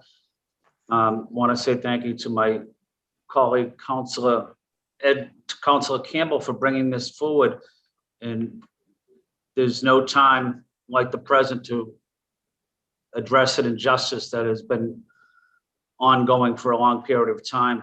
I just would like to highlight that someone that spent 2 years in Vietnam is a significant amount of period spending in combat. Usually the tours are 1 year. In 1 year, you do have a lot of difficult challenges coming back to the States after that period of time. But 2 years is an exceptionally long time for anyone that ever served in Vietnam, especially. So, you know, I support this proposal that Councilor Campbell is bringing forward. And this firefighter has paid a tremendous sacrifice in service for our city and in service for our country. So I want to say thank you to Councilor Campbell for bringing this forward. Thank you. The chair now recognizes the at-large council from South Boston, Councilor Flaherty. The floor is yours. Thank you, Mr. President. Please add my name to this home rule petition, and through the chair to the maker, just if she hasn't already done so, just asking her to engage Local 718 as well as the Vulcans, given that once when the matter passes the council and gets signed, it gets up to Beacon Hill, they'll be a sort of a key, they'll be playing a key role in advocacy for its passage up there. So if she already has done so, then I withdraw the question. If not, if I could just put that on her radar. Thank you, Mr. Chair. Thank you very much. I'm getting the affirmative nod and thumbs up that the author has indeed and shall indeed work with the Vulcans and other individuals and organizations to help advance this. Madam Clerk, please add any further discussion on this docket? Seeing none, Madam Clerk, please add Councilors Arroyo, Flynn, and Flaherty as co-sponsors. Please add Councilor Braden. Please add Councilor Mejia. Please add Councilor Edwards. Please add Councilor Saibi George, Councilor Bach, Councilor Wu. Please add the chair. And docket 0604 shall be referred to the Committee on Government Operations. Madam Clerk, would you please now read and place before the body docket 0605? Docket 0605, Councilor Edwards offered the following order pursuant to General Law, Chapter 43B, Section 10, to amend the charter of the City of Boston by submission of a question for approval by the voters. Thank you. The chair now recognizes the District Council from East Boston, Councilor Edwards. The floor is yours. Sorry. Thank you very much. I just want to make sure that we're clear on what we're doing, what we're not doing. So a quick background, as you know, last year we voted in order to amend our charter and to submit that language to the Attorney General in order for her to assess the constitutionality of the language and prepare it for the ballot. Luckily, it has gone through that initial vetting by the Attorney General. She came back with some suggestions, and that is what I'm now presenting to the body, those suggestions. There was some concerns about use of the word equal, and so we wanted to make sure that we were clear on the actual roles of the mayor and the city council. And then there was also some concerns about the specificity of which we were allocating participatory budgeting funds, to the point that they wondered if it could possibly or found that it may bump up against the actual special act allocation laws of the state of Massachusetts. And so we wanted to make sure that participatory budgeting was still part of the conversation. So we changed the language a little bit to make sure that it was part of that, but we didn't actually require certain amounts to be removed immediately from the general fund. It's consistent with what we're doing right now. And then also we just made sure that, again, that it's very clear, the mayor still retains the power to originate the budget. And that we made sure again that the BPS budget could be amended or discussed, but it had to be consistent with Section 75 of the charter. The council would still not be able to interfere with BPS budget priority setting, but we would be able to allocate, for example, more money to BPS if necessary. We just wanted to make sure we were clarifying the budgetary procedures. So everything that we had before still maintains this, is still the same. We just changed the language to make sure that it was a little bit more clear per the suggestions from the Attorney General's. I really do hope that we will get this through. The council with the amended language, again, it just pursuant to the procedure, it would go back to the Attorney General. She would again make sure that it's clear, or that she doesn't have any additional suggestions, and then it goes to the ballot. For those of you who were may have questions about this whole procedure, again, we voted for it.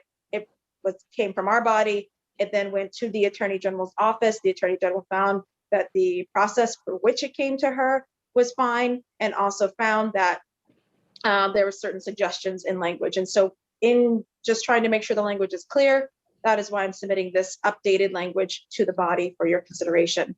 So I hope that we again will move this as soon as possible, and it will be prepared for the ballot.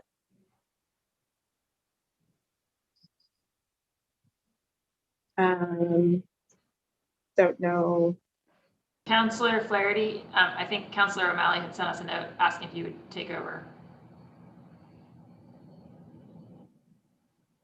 Good. Thank you, Councilor Bach. So the question here is from Councilor Edwards. She's making some changes to I guess it's in response to a written request to amend the city charter. Anyone of our colleagues have any questions through the chair to Councilor Edwards at this time?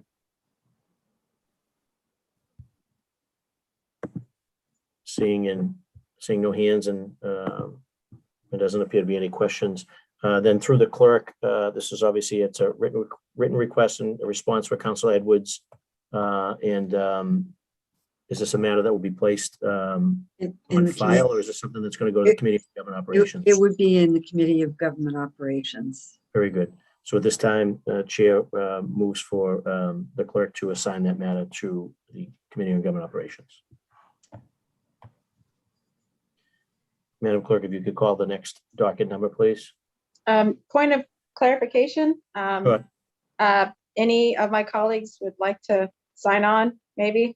Madam Clerk, yes, my apologies to the chair. Any of my colleagues at this time wishing to sign on may do so now. I see Councilor Bach, I see Councilor Flynn, I see Councilor Asabi George, I see Councilor Braden, I see Councilor Arroyo, I see Councilor Mejia, I see Council President Matt O'Malley, I see Councilor Wu. Please add my name, and if I've missed anybody, please speak or forever hold your Councillor peace. Campbell. Councilor Campbell, there you are. Councilor Campbell. I was looking for you. Very good. Councilor Campbell is on. Please, Madam Clerk, please add Councilor Campbell's name. And seeing no additional names, that matter will be referred to the Committee on Government Operations. Has the President's technical difficulties been restored? Indeed, they have. Thank you, Council President Emeritus Michael Flaherty, as well as Council President Emerita Michelle Wu for stepping in. I wish we could give Kerry Jordan an additional Shattuck Award because he has come through again several times for me today. Thank you for taking over. I apologize, colleagues. I believe we're moving along now, Madam Clerk, to docket 0606.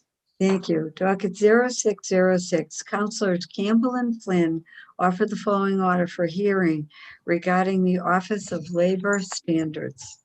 Thank you very much. The chair now recognizes the district councilor from Mattapan. Councilor Campbell, the floor is yours. Thank you. I feel like I'm playing musical chairs because of internet issues in my house. So I feel can relate. Mr. President, thank you. And thank you to Councilor Flynn for the partnership here and the ongoing partnership on issues having to do with our workers. And as we know, the city of Boston and all of us have been doing, I think, incredible work as councilors and as a body to really stand with workers during these hard times, particularly in COVID, and going forward, really pushing, of course, for folks to return to work. I recently learned about this Office of Labor Standards through some conversations with folks who are former leaders and current leaders in the union sort of movement. quickly chatted with Councillor Flynn based on some work we were doing together around wage theft and thought this would be a really great idea to begin to explore having such an office in the city of Boston. Obviously, in places, and this is in the hearing order, places like Seattle, San Francisco, they have these offices of labor standards, that have the power to create and enforce labor regulations, could potentially supplement the role of existing state and federal agencies that provide protection for workers, and seeing how might we do that here in the city of Boston. An Office of Labor Standards could help our city advance and enhance equity, address wage gaps, create a more fair economy, of course, for all of our workers, businesses, and residents, including workers of color, women, immigrants, returning citizens, elders, and other disadvantaged and marginalized groups. The scope of power and responsibility of an Office of Labor Standards could be an expansion of or complementary or both to the existing Office of Workforce Development, because while OWD provides critical services, it does not currently have the authority to investigate and enforce employment matters broadly, with the exception, of course, of wage theft and living wage division. And we know, of course, we have the Human Rights Commission, so there are different places where folks can go, but how might this office be different and be unique in supporting workers, particularly in this moment in time in COVID and coming out of COVID? An Office of Labor Standards could have the power to enforce labor regulations, of course, investigate violations of labor regulations, including collecting fines, fees, restitutions for workers based on safety hazards, other things we have seen actually happen in the city of Boston, frankly, where workers have died and no accountability has seemed to happen. This is an office that could take the lead role in handling these types of cases. And while the city, of course, has incredible departments and folks doing a lot of work, sometimes maybe in silos, really looking at this hearing as a place to start the conversation on creating something similar here in the city of Boston. Thank you, Councillor Flynn, for your partnership, and looking forward to a robust conversation. And of course, other councillors participating as well. Thank you. Thank you, Councillor Campbell. Chair now recognizes the co-sponsor and district councillor from South Boston, Councillor Flynn. The floor is yours. Thank you, Mr. President. And thank you to Councillor Campbell for including me on this hearing, starting a discussion on how the city can better protect our workers' rights. It's a critical issue in our city, as well as the possibility of establishing such an office in the city of Boston. As Councillor Campbell mentioned, cities such as San Francisco, Seattle, New York City have offices dedicated to enforcing labor laws, providing worker protection. And those offices have the authority to investigate labor violations, collect fines, and develop labor policies. COVID-19 pandemic, we have seen over the last year the many inequities that our immigrant workers have faced, low wage workers, workers of color, and many of them are essential workers who are on the front lines of providing critical services during this pandemic, keeping people alive, whether they're in nursing homes and washing down beds, or they're cleaning bathrooms. But that type of work is critical. And we also have noticed, and we also have seen that I've done a lot of work with Councillor Edwards on this issue, but we've also seen a lot of workers being exploited during this pandemic as well, especially our immigrant workers. I was on a picket line in Chinatown at a restaurant, then the same owner owned a restaurant in Cambridge. I was out there as well. But during difficult times, it's always easy to blame immigrant workers for what's going wrong. Oh, it's easy to blame low wage workers for what's going on. But what they need is they need someone in their corner that backs them up and protects workers' rights to make sure that workers are treated with respect and dignity. So I want to say thank you to Councillor Campbell for including me. I want to say thank you to Councillor Edwards for her longtime work on this issue as well, and my colleagues on the City Council who have always been there for working men and women that have been on strike, that have been exploited. You guys are always on the front lines advocating for our workers and their families. So I want to say thank you to my council colleagues as well. Thank you, Mr. President. Thank you very much, Councillor Flynn. Appreciate that. The chair now recognizes the district councillor from Beacon Hill, Councillor Bach. The floor is yours.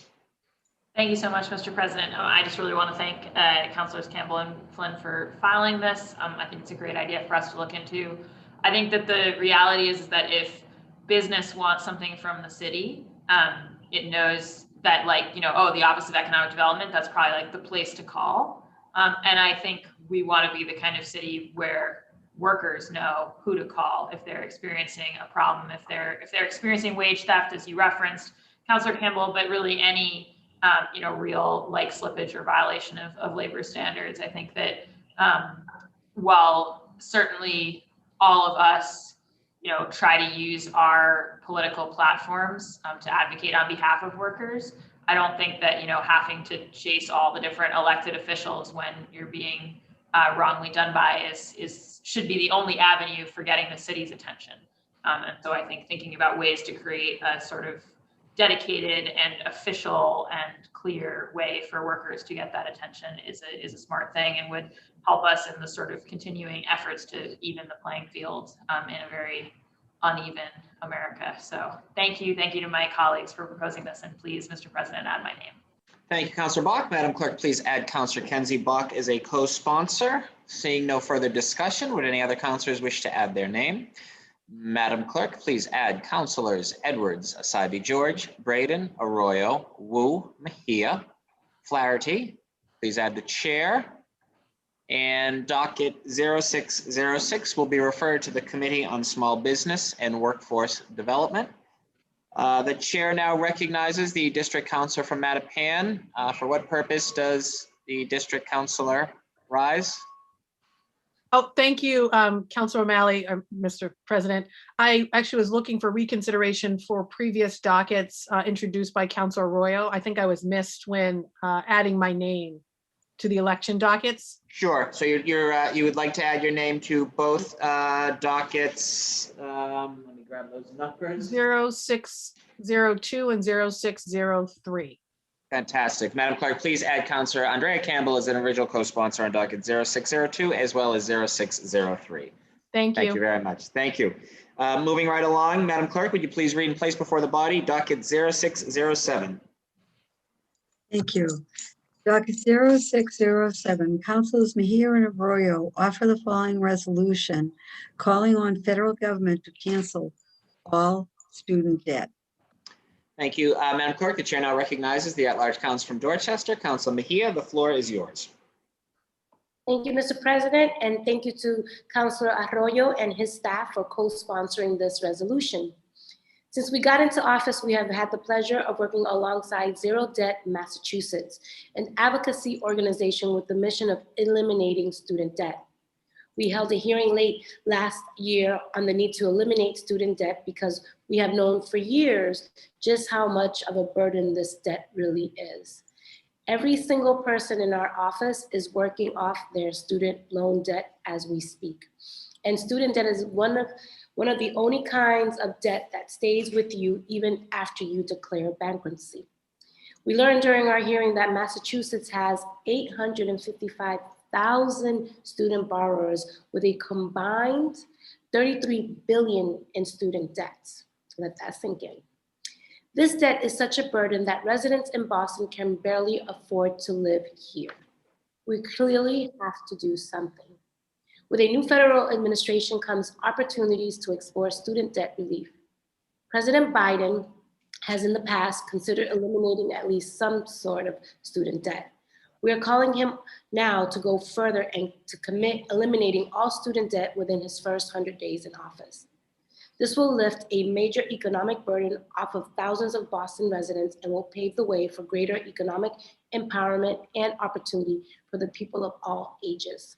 From current students to grandmas and grandpas who are helping pay off their family loans. This is such an important action and we can support it.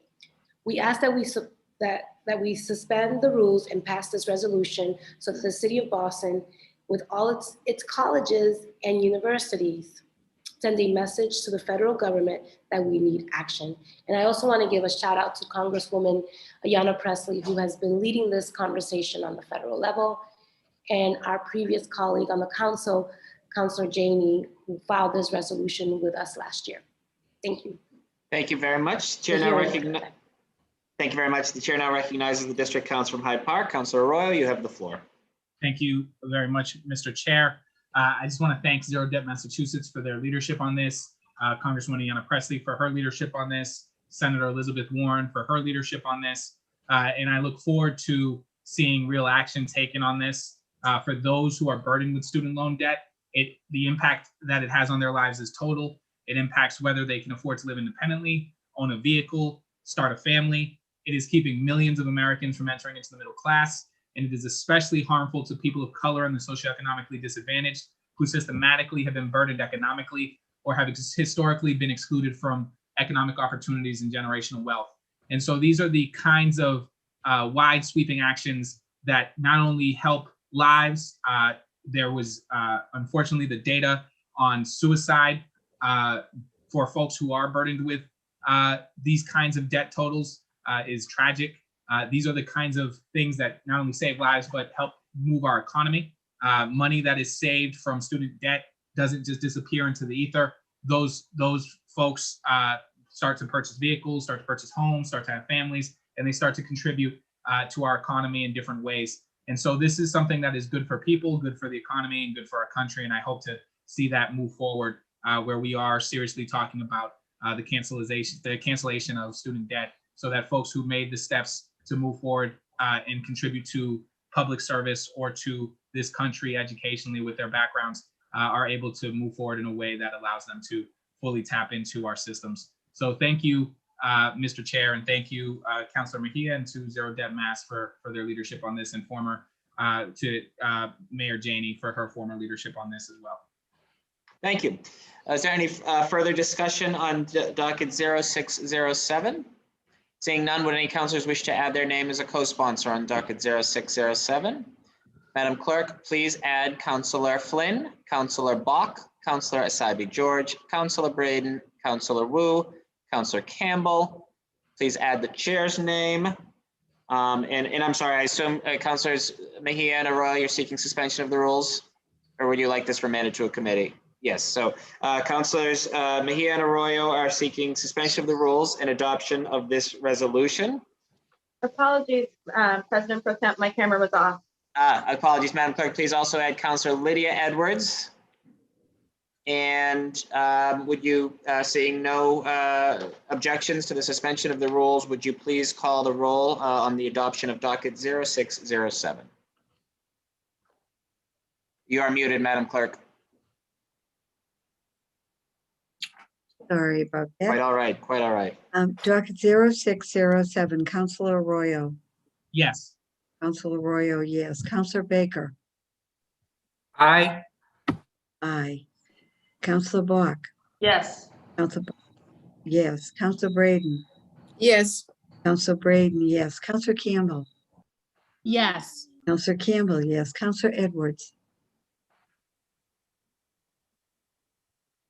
Yes. Councilor Edwards, yes. Councilor Asabi George. Yes. Councilor Asabi George, yes. Councilor Flaherty. Councilor Flaherty. Councilor Flynn. Yes. Councilor Flynn, yes. Councilor Mejia. Yes. Councilor Mejia, yes. Councilor O'Malley. Yes. Councilor O'Malley, yes. And Councilor Wu. Yes. Councilor Wu, yes. Mr. President, docket 0607 has been adopted. Thank you, Madam Clerk. Madam Clerk, would you now please read and place before the body docket 0608? Thank you. Docket 0608, Councilors Asabi George and Edwards offered the following resolution in support of the I Am bill. Thank you. The chair now recognizes the at-large council from Dorchester, Councilor Nisa Asabi George. The floor is yours. Thank you very much, Mr. President. This resolution is in support of the I Am bill, an act to increase access to menstrual products in prisons, homeless shelters, and public schools. The bill has been reintroduced again and will ensure that every school, homeless shelter, and prison in Massachusetts will provide free menstrual products.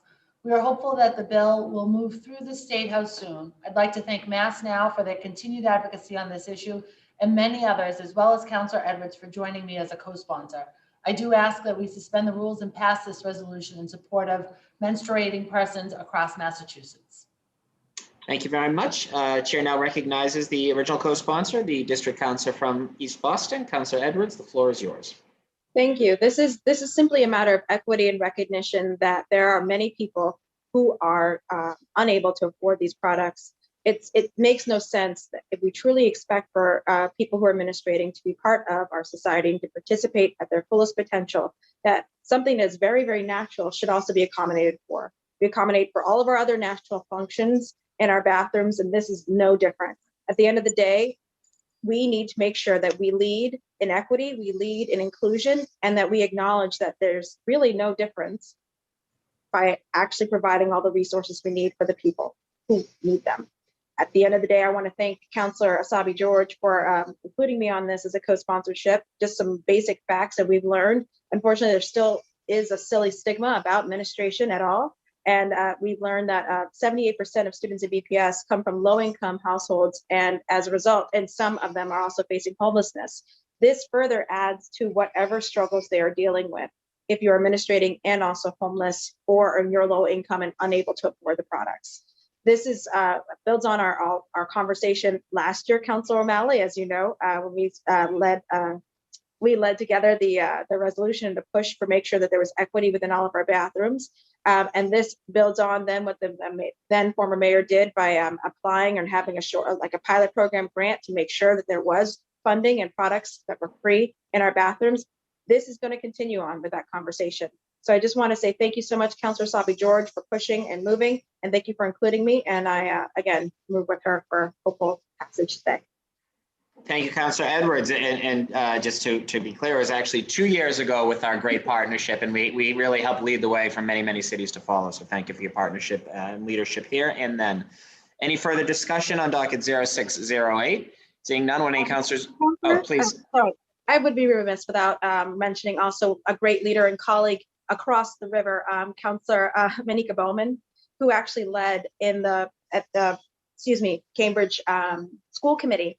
It was her ordinance and her actual movement that helped to make sure that there was actual legal requirements in the city of Cambridge public schools. So I want to acknowledge her leadership as well. Thank you. Absolutely. No, thank you for recognizing her.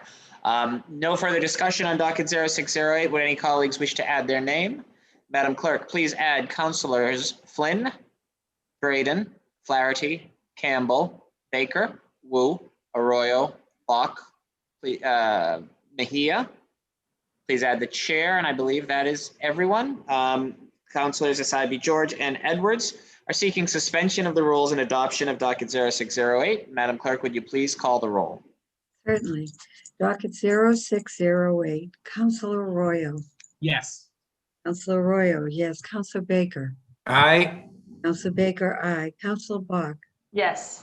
Councilor Bach, yes. Councilor Braden. Yes. Councilor Braden, yes. Councilor Campbell. Yes. Councilor Campbell, yes. Councilor Edwards. Yes. Councilor Edwards, yes. Councilor Asabi George. Yes. Councilor Asabi George, yes. Councilor Flaherty. Yes. Councilor Flaherty, yes. Councilor Flynn. Yes. Councilor Flynn, yes. Councilor Mejia. Councilor Mejia, yes. Councilor O'Malley. Yes. Councilor O'Malley, yes. And Councilor Wu. Yes. Councilor Wu, yes. Mr. President, docket number 0608 was adopted unanimously. Thank you very much, Madam Clerk. Moving right along to docket 0609, would you please place it before the body? Certainly. Docket 0609, Councilors Flynn and Edwards offer the following resolution recognizing April as the month of the military child. Thank you very much. The chair now recognizes the district councilor from South Boston and a proud veteran of the United States Navy, Councilor Flynn. The floor is yours. Thank you. Thank you, Mr. President, and thank you to Council Edwards for partnering with me on this. April is an important month. It's the month of the military child. It was designated in '86 by Caspar Weinberger, and it honors the sacrifices that military families make every year serving our country. There's an estimated 1.2 million children in the U.S. and they face unique challenges as a result of their parents' deployment or being away oftentimes for months at a time. On average, military families move every 2 or 3 years, so military children have to frequently change schools and adapt to new environments, new friends. Transitions, challenges, disruptions can take a toll on a child for sure. April 15th of every year, the Department of Defense Education organizes Purple Up for military kids, a day to recognize military children. Military families play a critical role in our city. They play a critical role in our country. And when their parent serves, so doesn't the child, because the child sacrifices as well, and sometimes alone without their mother with them or someone to support them. And grateful to the service of Councilor Edwards, because she has a real unique story about sacrifice and service to our country that I certainly don't. But I also want to acknowledge my 2 little kids, Caroline and Stephen, but thank them for their service and sacrifice, but also to recognize my wife, Kristen, as well. But honored to partner with my colleague and friend, Councilor Edwards. Thank you, Mr. President. Thank you very much, Councilor Flynn. Chair now recognizes the district council from East Boston and a military child herself. Councilor Edwards, the floor is yours. Thank you. The other term that they use, military brat, might be applicable every now and then. Depends on where you are in policies with me today, but I wear that badge proudly. My mother joined the United States Air Force in 1973, leaving Cincinnati, Ohio, to go on to serve for over 23 years. So she joined at the tail end of Vietnam and then left right after Iraq won.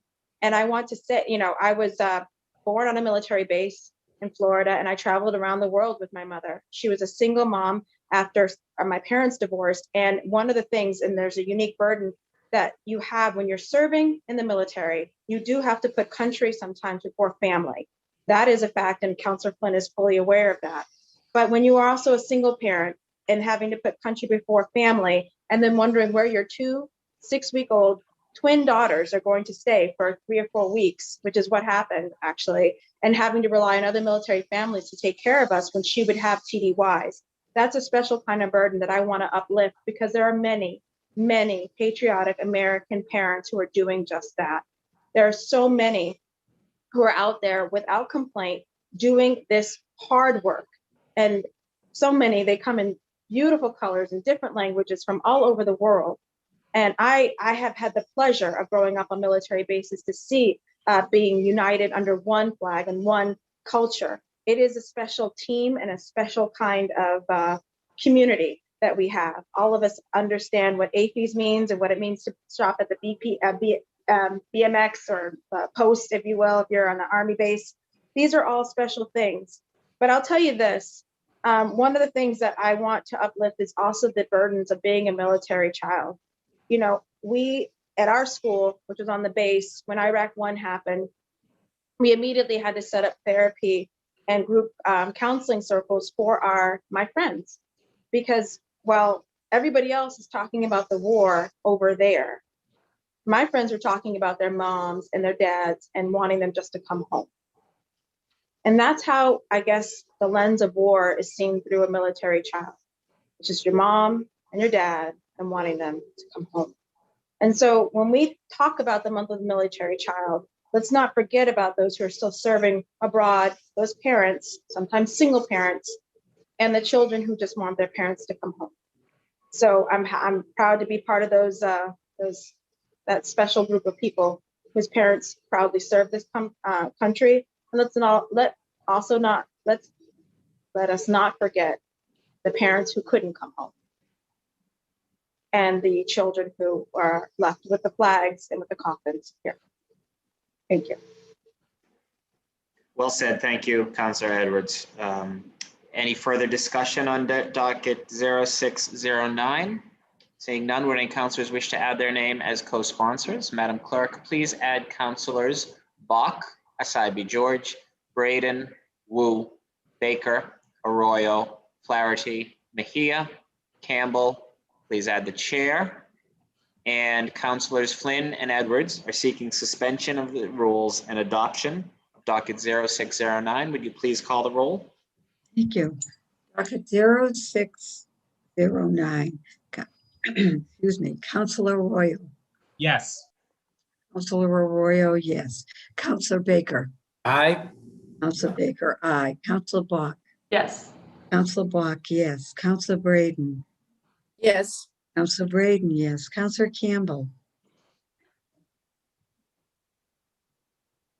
Counselor Campbell. Counselor Edwards.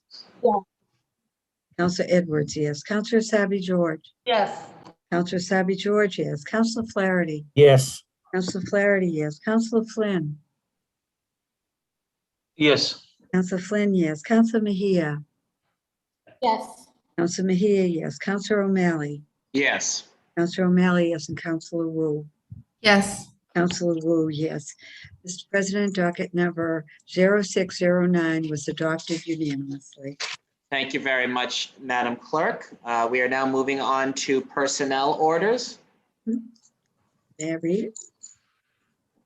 Docket 06. Yeah, sorry, you guys missed me. Sorry, Madam Clerk. I'm a yes vote on that. Thank you. I have Thank you. you. Oh, There that's may have right. been, there may have been some connectivity, but Counselor Campbell Yeah. will be recorded as a yes You are vote on recorded. docket 0609. Thank you. Thank you. Thank you so much. Docket 0610, Counselor O'Malley for District 7, offer the following order for an appointment, temporary employee. Thank you, Madam Clerk. Just out of an abundance of transparency and openness, I want to explain what we're voting on here. A function of being the council president in the absence, of course, of a mayoral position as being acting mayor, which is what our former colleague on the council and acting mayor, Kim Janey, is. She remains the council president as well as the councilor for District 7. That seat is not vacant, but she is, of course, a non-participatory member of this body because you can't serve in both the executive and the judicial branch. This is just a unique situation, which is why I'm explaining it before we take action. So this is a personnel order for a position, a staff position in the acting mayor's District 7 office. So that is what is before us today. Again, it seems the way it was written, it says for District 7, and I just wanted to offer some clarity to colleagues. So I am seeking suspension of the rules and passage of docket 0601, this personnel order. Madam Clerk, would you please call the roll? Mr. Chair, can I ask a question there?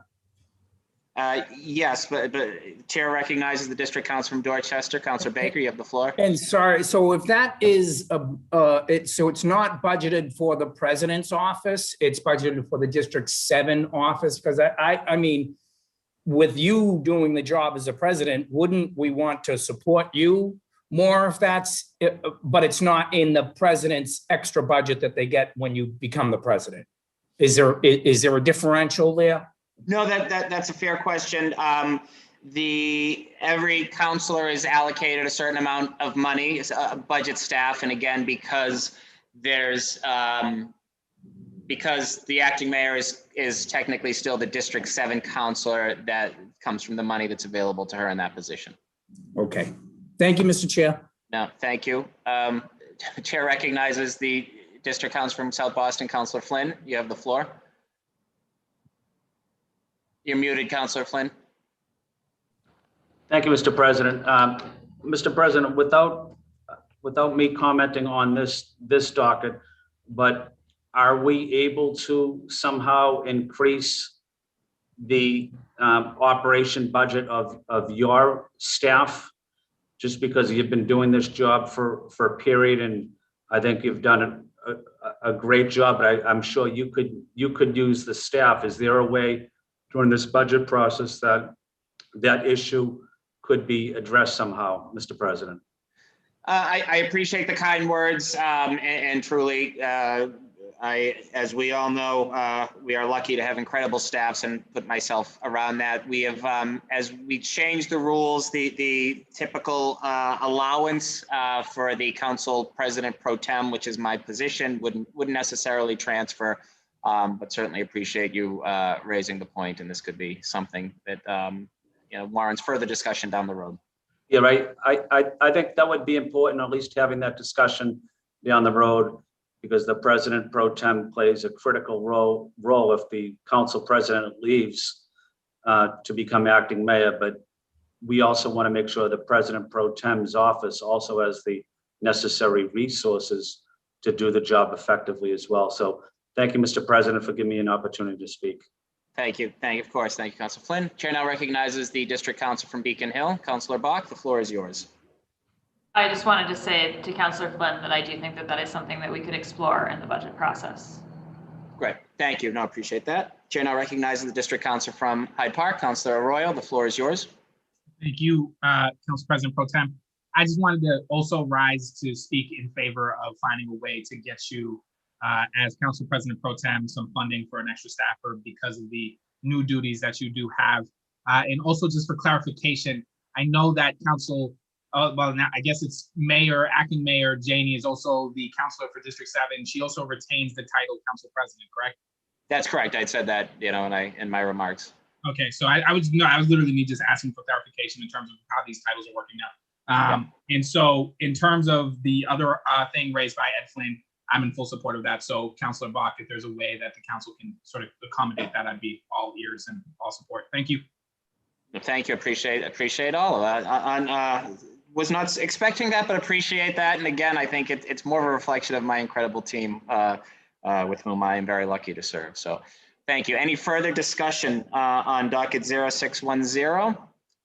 Okay, so Madam Clerk, I am seeking suspension of the rules and passage of docket 0610, which is a personnel order for District 7. Would you please call the roll? Thank you. Personnel order, docket number 0610, Councilor Arroyo. Yes. Councilor Arroyo, yes. Councilor Baker. Aye.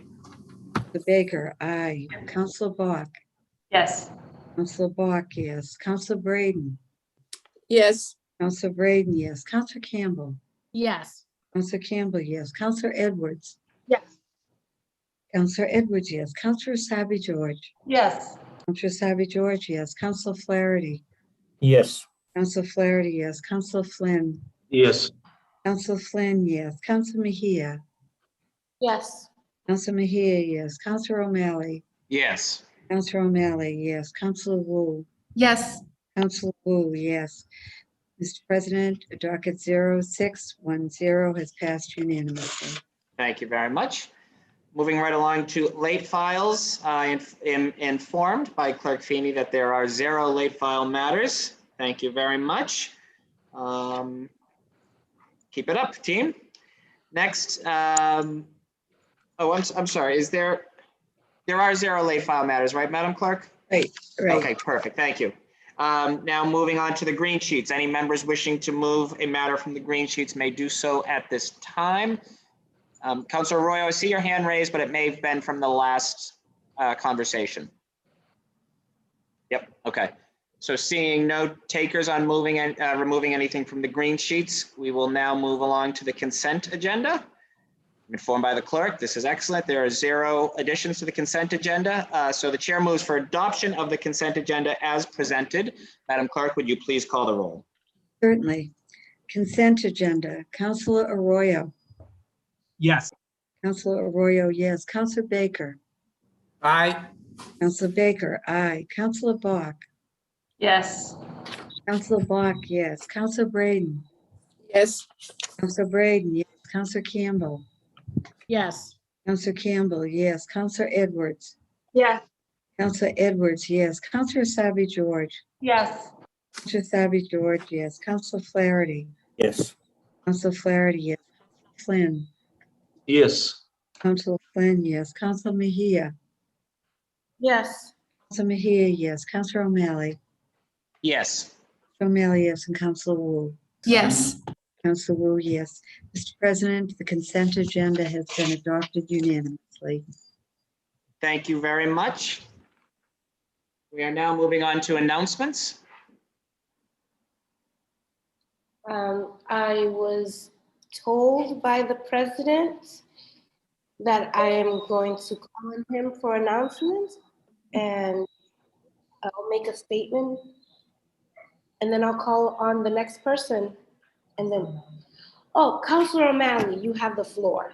Excellent. Thank you for putting me on. I don't know what the world I was reading here, but you have the floor, Councilor O'Malley.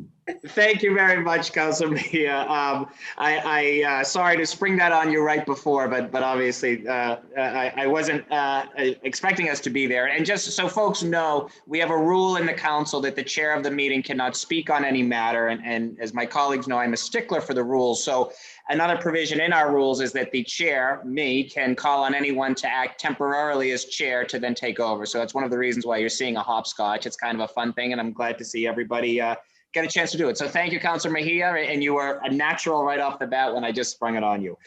So I am asking unanimous consent to make a brief statement on two topics. The first being that I'm very delighted to report that next week we will be having a soft opening of the return to the council chamber, the Ianella Chamber, for these council meetings. And what that means is that the councilors who are willing to or interested in participating in the chamber will be doing so. And I think, you know, the technical difficulties that I have had from my office just beyond this chamber, I am very excited for this opportunity. If councilors wish to perhaps delay it and not come into the chamber, we will still be operating under this Zoom mechanism, and individuals will be able to do so. This is a new change, and again, want to thank Kerry Jordan, who I've mentioned 3 times at this meeting for very good reason, and Candace Morales and their incredible team for being able to facilitate this new technology. So any councilors who wish to be in the chamber next Wednesday for the council meeting, please join me. For others who wish to perhaps wait or for whatever reason want to continue to participate remotely, they will be able to do so as well. We will be using the screens in the chamber for the interaction, but I'm very delighted. And to that end, any councilors who are in the chamber today and can assist Kerry and I for about 5 to 10 minutes after this meeting, we're going to do a quick run through on some of the technological. So if you could just come by the chamber for a couple minutes, that would be great. We will, of course, be adhering to all COVID safety protocols in the chamber, including masks at all times, even while we were speaking, including distancing, which we were able to do because of the size of the venue. So I'm very delighted for that. It also want to underscore that hearings, so not the council meetings, not the council Wednesday meetings, but hearings will remain virtual for the foreseeable future. Certainly, at the request that I agree with the Ways and Means Chair, all Ways and Means hearings will remain virtual via Zoom through the end of this fiscal year and perhaps beyond. And that will allow for no diminishment of public input or testifying going forward. But the council meetings will at least begin with a soft opening back in the chamber a week from today, and I'm delighted for that. Second of all, I wanted to use this opportunity to just acknowledge a great colleague in government to all of us, someone whom I've served for my entire time on this body, and those who've been involved in local government, even beyond that, is leaving his public official duties this week and moving on to a wonderful new sort of public adjacent role. And I'm speaking, of course, about Chief Chris Cook, Chief of the Energy and Environment Cabinet. He is just a great manager, a really visionary leader, and one of the most genuine and funny people you will meet. Among the best advice I got from my predecessor, John Tobin, was to take the job seriously, but never take yourself too seriously. And I've tried to do that, and certainly Chris has.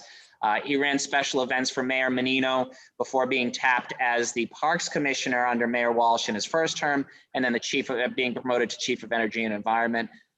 It is surprising to no one on this Zoom, but hopefully not to those watching, a lot of the success that we helped push all mayors with whom we've served on the environmental and environmental justice front, Chief Cook was a huge part of getting us there.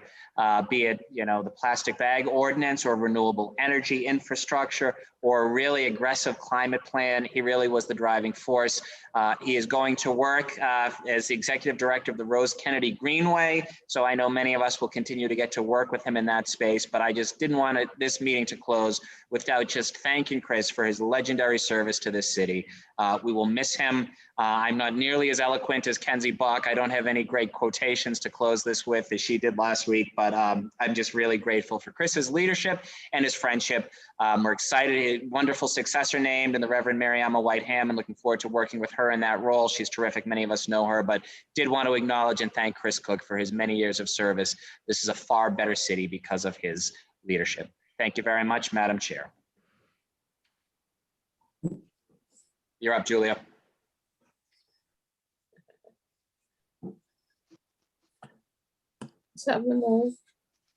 Oops, I'm up. Okay. Oh, I get the whole duration of this, not just, okay, who else would like to speak?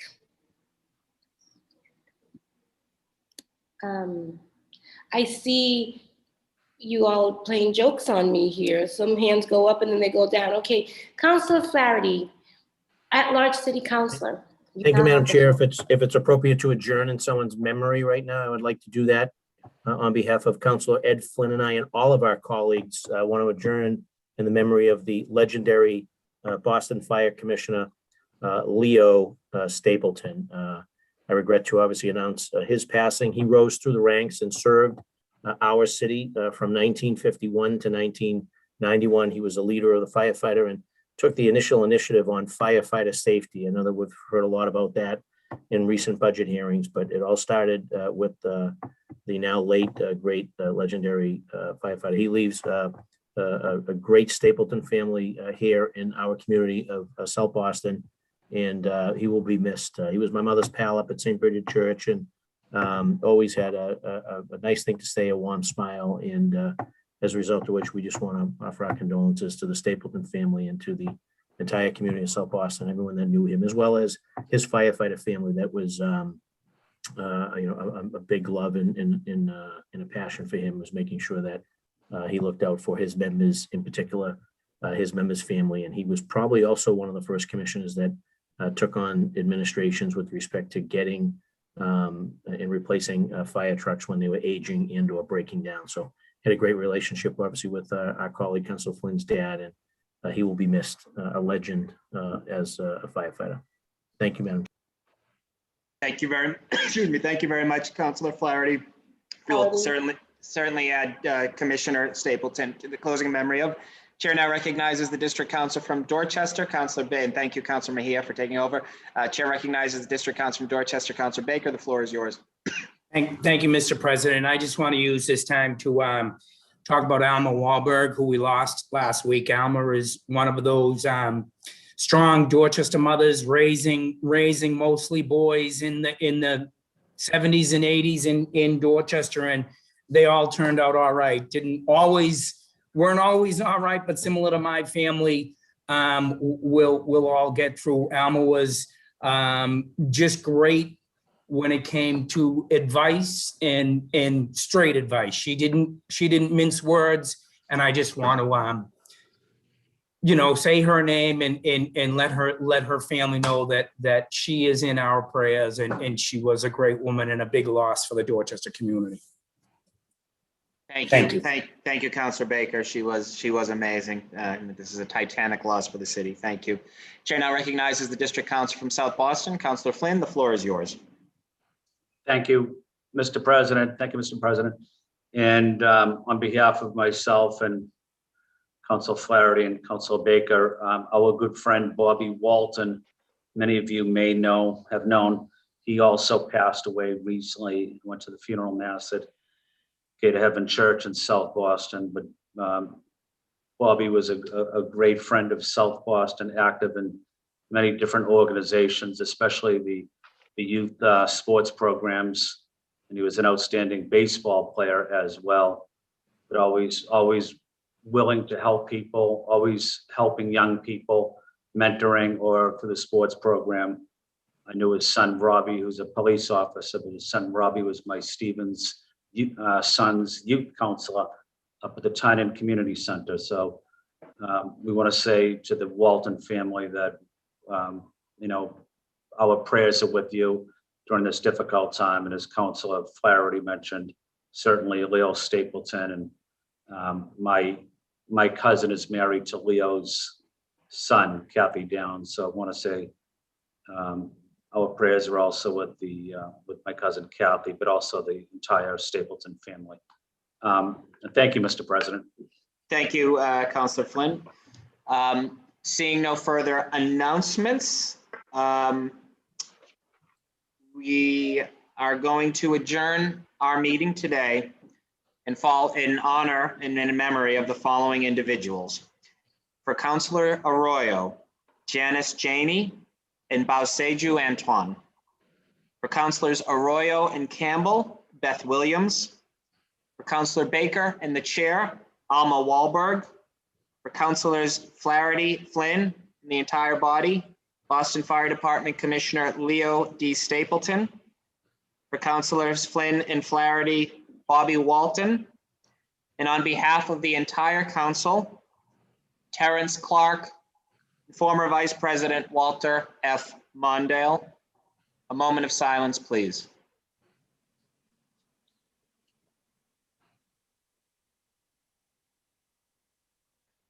Before we adjourn today's meeting, I wanted to acknowledge that music will be playing as we close out.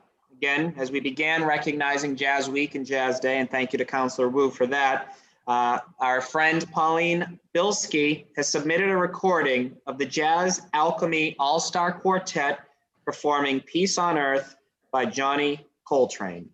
So I'd encourage you all to listen to it as we close out. Thank you all. Chair moves that when the council adjourns today, it does so in memory of the aforementioned individuals whom we had a moment of silence for. And we are scheduled to meet again next Wednesday, May 5th at 12 noon. All in favor of adjournment, please signify by saying aye.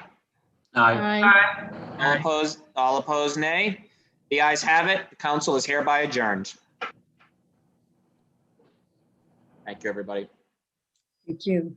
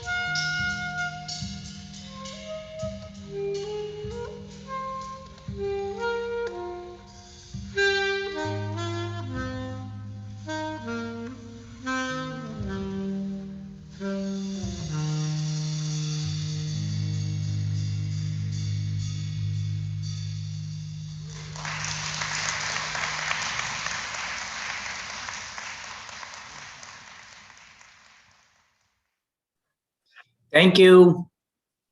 You're welcome. Thank you. Thanks, Have a good day, Pauline. everyone.